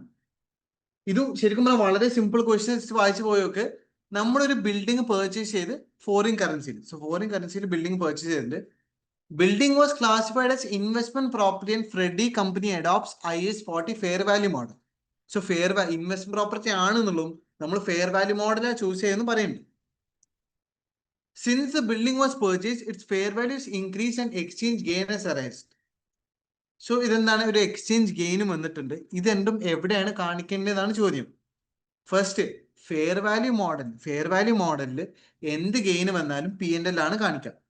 2, എക്സ്ചേഞ്ച് ഗെയിന് എവിടെ വന്നാലും P&L തന്നെയാണ് കാണിക്കുക. രണ്ടും P&L തന്നെ ഗെയിന് കാണിക്കേണ്ടത്. ഓക്കെ, ഫെയർ വാല്യൂ കൂടിയിട്ടുണ്ടെങ്കിൽ, ഫെയർ വാല്യൂ ഇൻക്രീസ് ചെയ്തിട്ടുണ്ട്, എക്സ്ചേഞ്ച് ഗെയിൻ വന്നിട്ടുണ്ട് പറഞ്ഞു.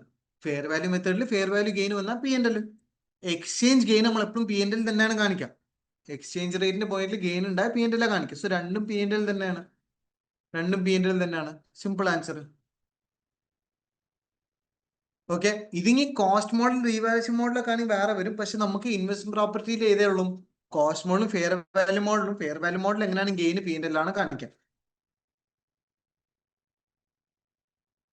ഓക്കെ, 13th ക്വസ്റ്റ്യനും കഴിഞ്ഞു.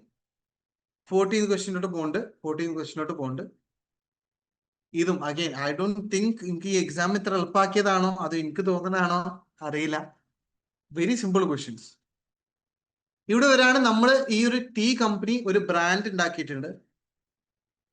ബ്രാൻഡ് ഉണ്ടാക്കിയ ഒരു ബ്രാൻഡ് ഉണ്ട്. The brand was purchase from competitor നിന്ന് പർച്ചേസ് ചെയ്തൊരു ബ്രാൻഡാണ്. സോ പർച്ചേസ്ഡ് ബ്രാൻഡ് നമുക്ക് എന്ത് ചെയ്യാൻ പറ്റും, റെക്കോർഡ് ചെയ്യാൻ പറ്റും. പർച്ചേസ് ബ്രാൻഡ് നമുക്ക് റെക്കോർഡ് ചെയ്യാൻ പറ്റും, ഓൾറെഡി പറയുന്നുണ്ട്.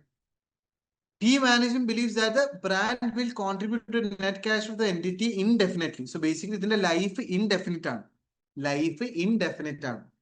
സോ IAS 13 പ്രകാരം ഒരു ഇൻടാഞ്ചിബിൾ അസറ്റിന് ഇൻഡെഫിനിറ്റ് ലൈഫ് ആണെങ്കിൽ എന്ത് ചെയ്യണമെന്ന് വളരെ ക്ലിയർ ആയിട്ട് പറയുന്നുണ്ട്.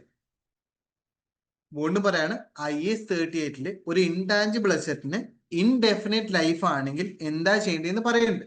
പറയുന്നത് ഇങ്ങനെയാണ്, ഒരു ഇൻടാഞ്ചിബിൾ അസറ്റിന് ഇൻഡെഫിനിറ്റ് ലൈഫ് ആണെങ്കിൽ അതിന് എമോർട്ടൈസേഷൻ ഇല്ല, അഥവാ ഡിപ്രിസിയേഷൻ ഇല്ല.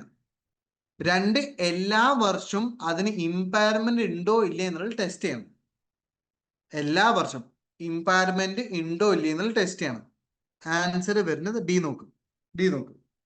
Do not amortise a brand but review the useful life each period to check if there is evidence stage. Okay, നമ്മൾ ഇതിനെ എമോർട്ടൈസ് ചെയ്യില്ല, ബട്ട് ഇതിന്റെ ലൈഫ് വന്നണോ ഇല്ലേ എന്ന് ചെക്ക് ചെയ്യേണ്ടി വരും. ലൈഫ് മാറിയണോ ചെക്ക് ചെയ്യേണ്ടി വരും. പിന്നെ നമുക്ക് test for impairment annually and whenever indicator exist. എല്ലാ വർഷവും നമ്മൾ ഇമ്പയർമെന്റ് ടെസ്റ്റ് ചെയ്യണം. പ്ലസ് അതിന് എന്തെങ്കിലും ഇൻഡിക്കേഷൻ ഉണ്ടെങ്കിലും ഇമ്പയർമെന്റ് ടെസ്റ്റ് ചെയ്യേണ്ടി വരും.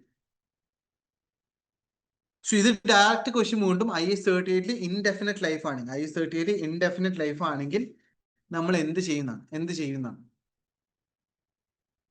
Okay, so do not amortise a brand but review the useful life ചെയ്യണം. ബ്രാൻഡ് അമോർട്ടൈസ് ചെയ്യാൻ പാടില്ല. എല്ലാ വർഷവും അതിന് ഇമ്പയർമെന്റ് നടന്നുകൊണ്ടേ ടെസ്റ്റ് ചെയ്യണം. ഓക്കെ, അടുത്ത ക്വസ്റ്റ്യൻ. സോ എന്താ ഡൗട്ട് വന്നിട്ടുണ്ട്. ബി എന്താ വരാത്ത? ഇവര് പറയാൻ ബിയില് test for impairment only if indicator exist. Indicator ഉണ്ടെങ്കിൽ മാത്രം ടെസ്റ്റ് ചെയ്താൽ മതിയെന്ന്. പക്ഷെ അങ്ങനെയല്ല, എല്ലാ വർഷവും എങ്ങനെയാണ് ടെസ്റ്റ് ചെയ്യണം? ഇമ്പയർമെന്റ് ഇൻഡിക്കേറ്റർ ഉണ്ടെങ്കിൽ മാത്രമല്ല, ഇൻഡെഫിനിറ്റ് ലൈഫ് ആണെങ്കിൽ എങ്ങനെയാണെങ്കിലും എല്ലാ വർഷവും ടെസ്റ്റ് ചെയ്യണം. ഇൻഡിക്കേറ്റർ ഉണ്ടെങ്കിൽ ഒന്നും കൂടി ടെസ്റ്റ് ചെയ്യേണ്ടി വരും. ഓക്കെ, അടുത്ത ക്വസ്റ്റ്യനോട്ട് പോകണ്ട. സിങ്കു പാർട്ട് എ ലാസ്റ്റ് ക്വസ്റ്റ്യൻ ആണ്. ഇതാണ് ഏറ്റവും കൂടുതൽ ഐ തിങ്ക് ഡൗട്ട് വരാൻ ചാൻസ് ഉള്ളത്. ബിക്കോസ് ഈ ഡയലൂറ്റഡ് EPSന്റെ കോൺസെപ്റ്റ് കിട്ടും. എന്റെ ഡൗട്ട് ഫൈനൈറ്റ് ലൈഫിൽ ഇൻഡിക്കേറ്റേഴ്സ് ഇന്ത്യയിലെ ഇമ്പയർമെന്റ് റിവ്യൂ നടത്താൻ പറ്റൂ. നടത്തേണ്ട ആവശ്യമുള്ളൂ. ഫൈനൈറ്റ് ലൈഫ് ആണെങ്കിൽ ഇമ്പയർമെന്റ് റിവ്യൂ ഇൻഡിക്കേറ്റേഴ്സ് ഉണ്ട്. അത് IAS ഇമ്പയർമെന്റ് സ്റ്റാൻഡേർഡിൽ ക്ലിയർലി പറയുന്നുണ്ട്, ഇൻഡിക്കേറ്റേഴ്സ് ഉണ്ടെങ്കിൽ മാത്രം ഇമ്പയർമെന്റ് നടത്തിയാൽ മതി, ഇമ്പയർമെന്റ് റിവ്യൂ നടത്തിയാൽ മതി. സോ ഫൈനൈറ്റ് ലൈഫ് ആണെങ്കിൽ ഇൻഡിക്കേറ്റേഴ്സ് ഉണ്ടെങ്കിൽ മാത്രം നടത്തിയാൽ മതി. ഓക്കെ, ഇനി ഇതിൽ ക്വസ്റ്റ്യൻ വരുന്നുണ്ട്. ഇത് നല്ല ക്വസ്റ്റ്യൻ ആണ്, പക്ഷെ കുറെ പേർക്ക് കോൺസെപ്റ്റ് അറിയാത്തതുകൊണ്ട് ഇത് ഭയങ്കര ഡിഫിക്കൽട്ട് ആയിട്ട് തോന്നും. ഇവിടെ പറയാണ് നമുക്ക് 2017 2018 ഇക്വിറ്റി ഷെയർസ് കൊടുത്തിട്ടുണ്ട്. 50,000 ഷെയർസ് ഇവിടെ ഉണ്ട്, 200,000 ഷെയർസ് ഇവിടെ ഉണ്ട്. 200,000 ഷെയർസ്. 2017 പ്രോഫിറ്റ് 95,000 2018 പ്രോഫിറ്റ് 160,000 ആണ്. സോ 2 വർഷത്തെ പ്രോഫിറ്റ് നമ്പർ ഓഫ് ഷെയർസ് അല്ല, ഷെയർസിന്റെ വാല്യൂ കൊടുത്തിട്ടുണ്ട്. ഇനി ഇവർ പറയാണ് during 2018 there was a bonus issue of equity shares, no other shares were issued in 2017 and 18. So 2018 ഒരു ബോണസ് ഇഷ്യൂ മാത്രമേ നടന്നിട്ടുള്ളൂ. ഓക്കെ, അല്ലാതെ വേറെ നടന്നിട്ടില്ല എന്ന് പറഞ്ഞു. എന്നിട്ട് ഇവർ ചോദിക്കാണ് in അക്കോർഡിംഗ്സ് to IAS 38 what is the basic EPS in accordance with IAS 3 earnings per share, the basic EPS in 2017 presented as comparative in 2018 finance statement is. എന്താ ക്വസ്റ്റ്യൻ പോലും കുറെ പേർക്ക് മനസ്സിലായിട്ടില്ല. ഒരു ചോദിക്കണം എന്താ വെച്ചാല്, നമ്മള് 2017 EPS കണ്ടുപിടിക്കും, 2018 EPS കണ്ടുപിടിക്കും. 2018 EPS കണ്ടുപിടിക്കും, നമ്മൾ ഡൈല്യൂട്ടഡ് EPS എന്ന് പറഞ്ഞിട്ട് 2017 കൂടി കണ്ടുപിടിക്കണം, കമ്പയർ ചെയ്യാൻ വേണ്ടിയിട്ട്. എന്താ ഞാൻ പറഞ്ഞത്, 2018 EPS കണ്ടുപിടിക്കണം. 2018 EPS കണ്ടുപിടിക്കുമ്പോൾ 2018 ചെയ്തിട്ടുണ്ട്, 2018 EPS കണ്ടുപിടിക്കും. ഇവിടെ 2017 EPS കാണിക്കേണ്ടി വരും. ബട്ട് അവിടെ കാണിക്കുമ്പോൾ നമ്മൾ കാണിക്കേണ്ടത് DEPS, ഡൈല്യൂട്ടഡ് EPS ആണ്. സോ ഇവർ ബേസിക്കലി ചോദിക്കുന്നത് 2017 ഡൈല്യൂട്ടഡ് EPS എത്രയാണെന്നാണ്. EPS എങ്ങനെ കണ്ടുപിടിക്കാം? Earnings divided by number of shares ആണ്. Earnings divide by number of shares ആണ്. നോക്ക്, 2017 ശരിക്കും എത്ര നമ്പർ ഓഫ് ഷെയർസ് ഉണ്ട്? 50,000 നമ്പർ ഓഫ് ഷെയർസ് ആണോ? ഈശ്വരനോ പറഞ്ഞ 2017 50,000 നമ്പർ ഓഫ് ഷെയർസ് ആണോ? ഈശ്വരനോ? അല്ല, ഒരു ഷെയറിന്റെ വാല്യൂ എത്രയാണ്? $2 ആണ്. $2 ആണ്. സോ നമ്പർ ഓഫ് ഷെയർസ് എത്ര ചോദിക്കുകയാണെങ്കിൽ 25,000 ഷെയർസ് ഉണ്ടാവും. 50,000 ഡിവൈഡ് ബൈ 2 ചെയ്താൽ 2017 നമ്മുടെ ഏതിന്റെ 2017 ഇതാണ് ഒഴിവാക്കട്ടോ. 2017 ശരിക്കും 50,000 ഡിവൈഡഡ് ബൈ 2. 50,000 25,000 ഷെയർസ് ആണ് 2017 നമ്പർ ഓഫ് ഷെയർസ് 25,000 ആണ്. അന്നത്തെ പ്രോഫിറ്റ് അഥവാ ഏർണിംഗ്സ് എത്ര ഉണ്ടെന്ന് പറഞ്ഞു? ഐ തിങ്ക് 95,000 ആണ് ഏർണിംഗ്സ്. 95,000 ആണ് ഏർണിംഗ്സ്. സോ ഈ earnings divide by number of shares ചെയ്താൽ നമുക്ക് EPS കിട്ടും. അല്ലെ? ഏർണിംഗ്സ് 2017 ഏർണിംഗ്സ് 25,000 ആണ്, നമ്പർ ഓഫ് ഷെയർസ് 25,000 ആണ്. സോ ഇതാണ് ഡിവൈഡ് ചെയ്ത് എന്ത് കിട്ടും നമുക്ക്? EPS എത്രയെന്ന് കിട്ടും. എത്രയെന്നുള്ളത് കിട്ടും. പക്ഷെ എനിക്ക് വേണ്ടത് EPS അല്ല, ഡൈല്യൂട്ടഡ് EPS ആണ്. ഡൈല്യൂട്ടഡ് EPS ചെയ്യണമെങ്കിൽ ഇവിടെ അവർ പറയാൻ 2018 ബോണസ് ഇഷ്യൂ നടന്നിട്ടുണ്ട്. സോ ബോണസ് ഇഷ്യൂ നടന്നാൽ അത് 2017 തന്നെ ഉണ്ട് എന്ന് അസ്യൂം ചെയ്തിട്ട് വേണം ഡൈല്യൂട്ടഡ് EPS കണ്ടുപിടിക്കാൻ. ഇത് കുറെ പേർക്ക് കോൺസെപ്റ്റ് അറിയില്ല. നമ്മൾ 2018 ബോണസ് ഇഷ്യൂ ചെയ്തു. 2018 ബോണസ് ഇഷ്യൂ ചെയ്തിട്ടാണ് ടോട്ടൽ എത്ര 200,000 ഡിവൈഡ് ബൈ 2 ചെയ്യാം, 100,000 ഷെയർസ് വന്നത്. ഈ 100,000 ഷെയർസ് 2017 തന്നെ ഉണ്ടായിരുന്നെങ്കിൽ എന്തായിരിക്കും EPS? സോ അത് മനസ്സിലാക്കി തരാൻ ഇവിടെ എഴുതുന്നുണ്ട്. നോക്കട്ടോ, 2018 നമ്പർ ഓഫ് ഷെയർസ് എത്ര ചോദിക്കുകയാണെങ്കിൽ 200,000 ഡിവൈഡഡ് ബൈ 2. 2018 എത്ര ഉണ്ട്? 100,000 ഷെയർസ് ഉണ്ട്. അതെങ്ങനെയൊക്കെ കിട്ടിയത്? 200,000 ഡിവൈഡ് ബൈ 2. ഇത്ര ഷെയർസ് തന്നെ 2017 ഉണ്ടായിരുന്നെങ്കിൽ, എന്തായിരിക്കും EPS എന്നാണ് ഡൈല്യൂട്ടഡ് EPS. സോ ഞാൻ എന്ത് ചെയ്യും? 2017 ഞാൻ എന്താക്കി മാറ്റി? 100,000 ഷെയർസ് ഉണ്ടായിരുന്നെങ്കിൽ ആക്കി. സോ 95,000 ഡിവൈഡ് ബൈ 100,000 എന്ന് പറഞ്ഞാൽ സെൻസിലാക്കിയാൽ മതി. സോ ഡയറക്റ്റ് ആൻസർ ആണ് വരിക, ഡയറക്റ്റ് ആൻസർ ആണ് വരുന്നത്. സോ ഇൻറ്റു 100 ചെയ്യുമ്പോൾ 95 സെൻസ് എന്ന് വരും, 95 സെൻസ് എന്ന് വരും. പക്ഷെ ഞാൻ വീണ്ടും പറയാൻ ഇത് എങ്ങനെയാണ് ചെയ്തത്? എനിക്ക് 2017 നമ്പർ ഓഫ് ഷെയർസ് അല്ല വേണ്ടത്, 2017 നമ്പർ ഓഫ് ഷെയർസ് അല്ല വേണ്ടത്. How is bonus issue include in direct DPS? Bonus issue ആണ് ഡയറക്റ്റ് DPSൽ വരാം. Sorry, very sorry, direct DPS അല്ല, റീസ്റ്റേറ്റ് DPS ആണ്. വെരി സോറി, ഞാൻ ഉപയോഗിച്ച വേർഡ് മാറിപ്പോയി. റീസ്റ്റേറ്റ് DPS ആണ്. മൈ ബാഡ്, ഞാൻ ഉപയോഗിച്ച വേർഡ് മാറിപ്പോയി.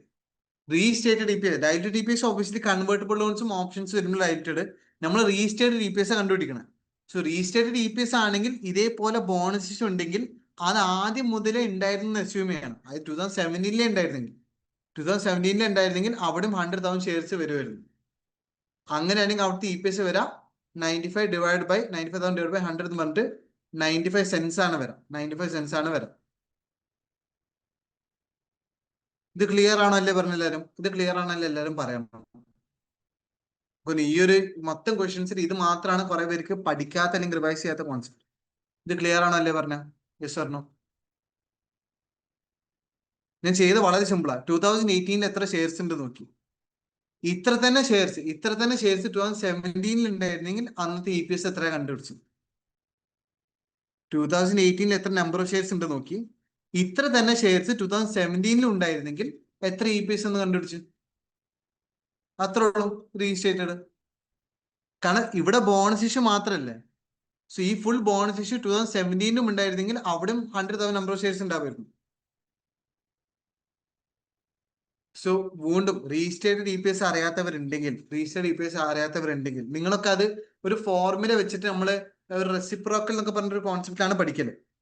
ബോണസ് ഇഷ്യൂന്റെ റെസിപ്രോക്കൽ എടുക്കുക, റൈറ്റ് ഇഷ്യൂ റെസിപ്രോക്കൽ എടുക്കുക എന്നൊക്കെ പറഞ്ഞാൽ ഇങ്ങനത്തെ ഒരു മീനിങ് അതിനുണ്ട്. റീസ്റ്റേറ്റ് DPSന്റെ കോൺസെപ്റ്റ് വരുന്നത് എന്താ വെച്ചാല്, നമ്മൾ ബോണസ് ഇഷ്യൂ ചെയ്യുകയാണെങ്കിൽ അത് ഈ വർഷം മാത്രമല്ല കഴിഞ്ഞ വർഷവും ആ ബോണസ് ഇഷ്യൂ ഉണ്ടായിരുന്നു എന്ന് അസ്യൂം ചെയ്യണം. സോ ഈ 100,000 എന്നുള്ളത് കഴിഞ്ഞ വർഷം 100,000 ആണെന്ന് അസ്യൂം ചെയ്യണം. എന്നിട്ട് ഒന്നും കൂടി EPS കണ്ടുപിടിക്കാം. അപ്പൊ കഴിഞ്ഞ വർഷം ഈ ബോണസ് ഇഷ്യൂ ഉണ്ടായിരുന്നെങ്കിൽ EPS വരാൻ പോകുന്നത് 95 സെൻസ് ആയിരുന്നു. ഓക്കെ ആണോ അല്ലേ? ഓക്കെ ആണല്ലേ? കുറച്ച് പേര് ഒന്നും കൂടി പറയാൻ ചോദിച്ചിട്ടുണ്ട്. ഇല്ലാന്നെങ്കിൽ ഒരു മെത്തേഡിലും കൂടി പറയാൻ പറ്റും. സർ, യെസ്, ഒരു ഡൗട്ട് ചോദിച്ചോട്ടെ. ഈ ബോണസ് ഇഷ്യൂ ചെയ്തില്ലായിരുന്നെങ്കിൽ 2017-ലും 2018-ലും 25,000 ഷെയർസ് ആയിരുന്നോ ഉണ്ടാവുമായിരുന്നു? ചെയ്തില്ലായിരുന്നെങ്കിൽ ഇല്ല 2018 സെയിം തന്നെ 25 തന്നെ ആയിരിക്കും. കാരണം അവർക്ക് ആകെ ബോണസ് ഇഷ്യൂ മാത്രമേ ചെയ്തിട്ടുള്ളൂ എന്ന് പറയുന്നുണ്ട് ക്വസ്റ്റ്യൻ. സോ ബോണസ് ഇഷ്യൂ ഇല്ലായിരുന്നെങ്കിൽ 2018 25,000 മാത്രമേ ഷെയർസ് ഉണ്ടാവുള്ളൂ. ഓക്കെ, സോ ഇവിടെ ഇതാ പറയാം, ഈ ക്വസ്റ്റ്യനിൽ ബോണസ് ഇഷ്യൂ മാത്രമേ നടന്നിട്ടുള്ളൂ എന്നുള്ള കോൺസെപ്റ്റിലാണ്. പക്ഷെ നമ്മുടെ ഇങ്ങനെ ചെയ്തിട്ടുണ്ട്. 25,000 ഷെയർസ് ആണ് ആക്ച്വലി 2017 ഉണ്ടായിരുന്നത്. പ്രോഫിറ്റ് 95,000 ആണ്. ആക്ച്വൽ EPS വരേണ്ടത് 95,000 ഡിവൈഡ് ബൈ 25,000 ആണ് EPS വരുന്നത്.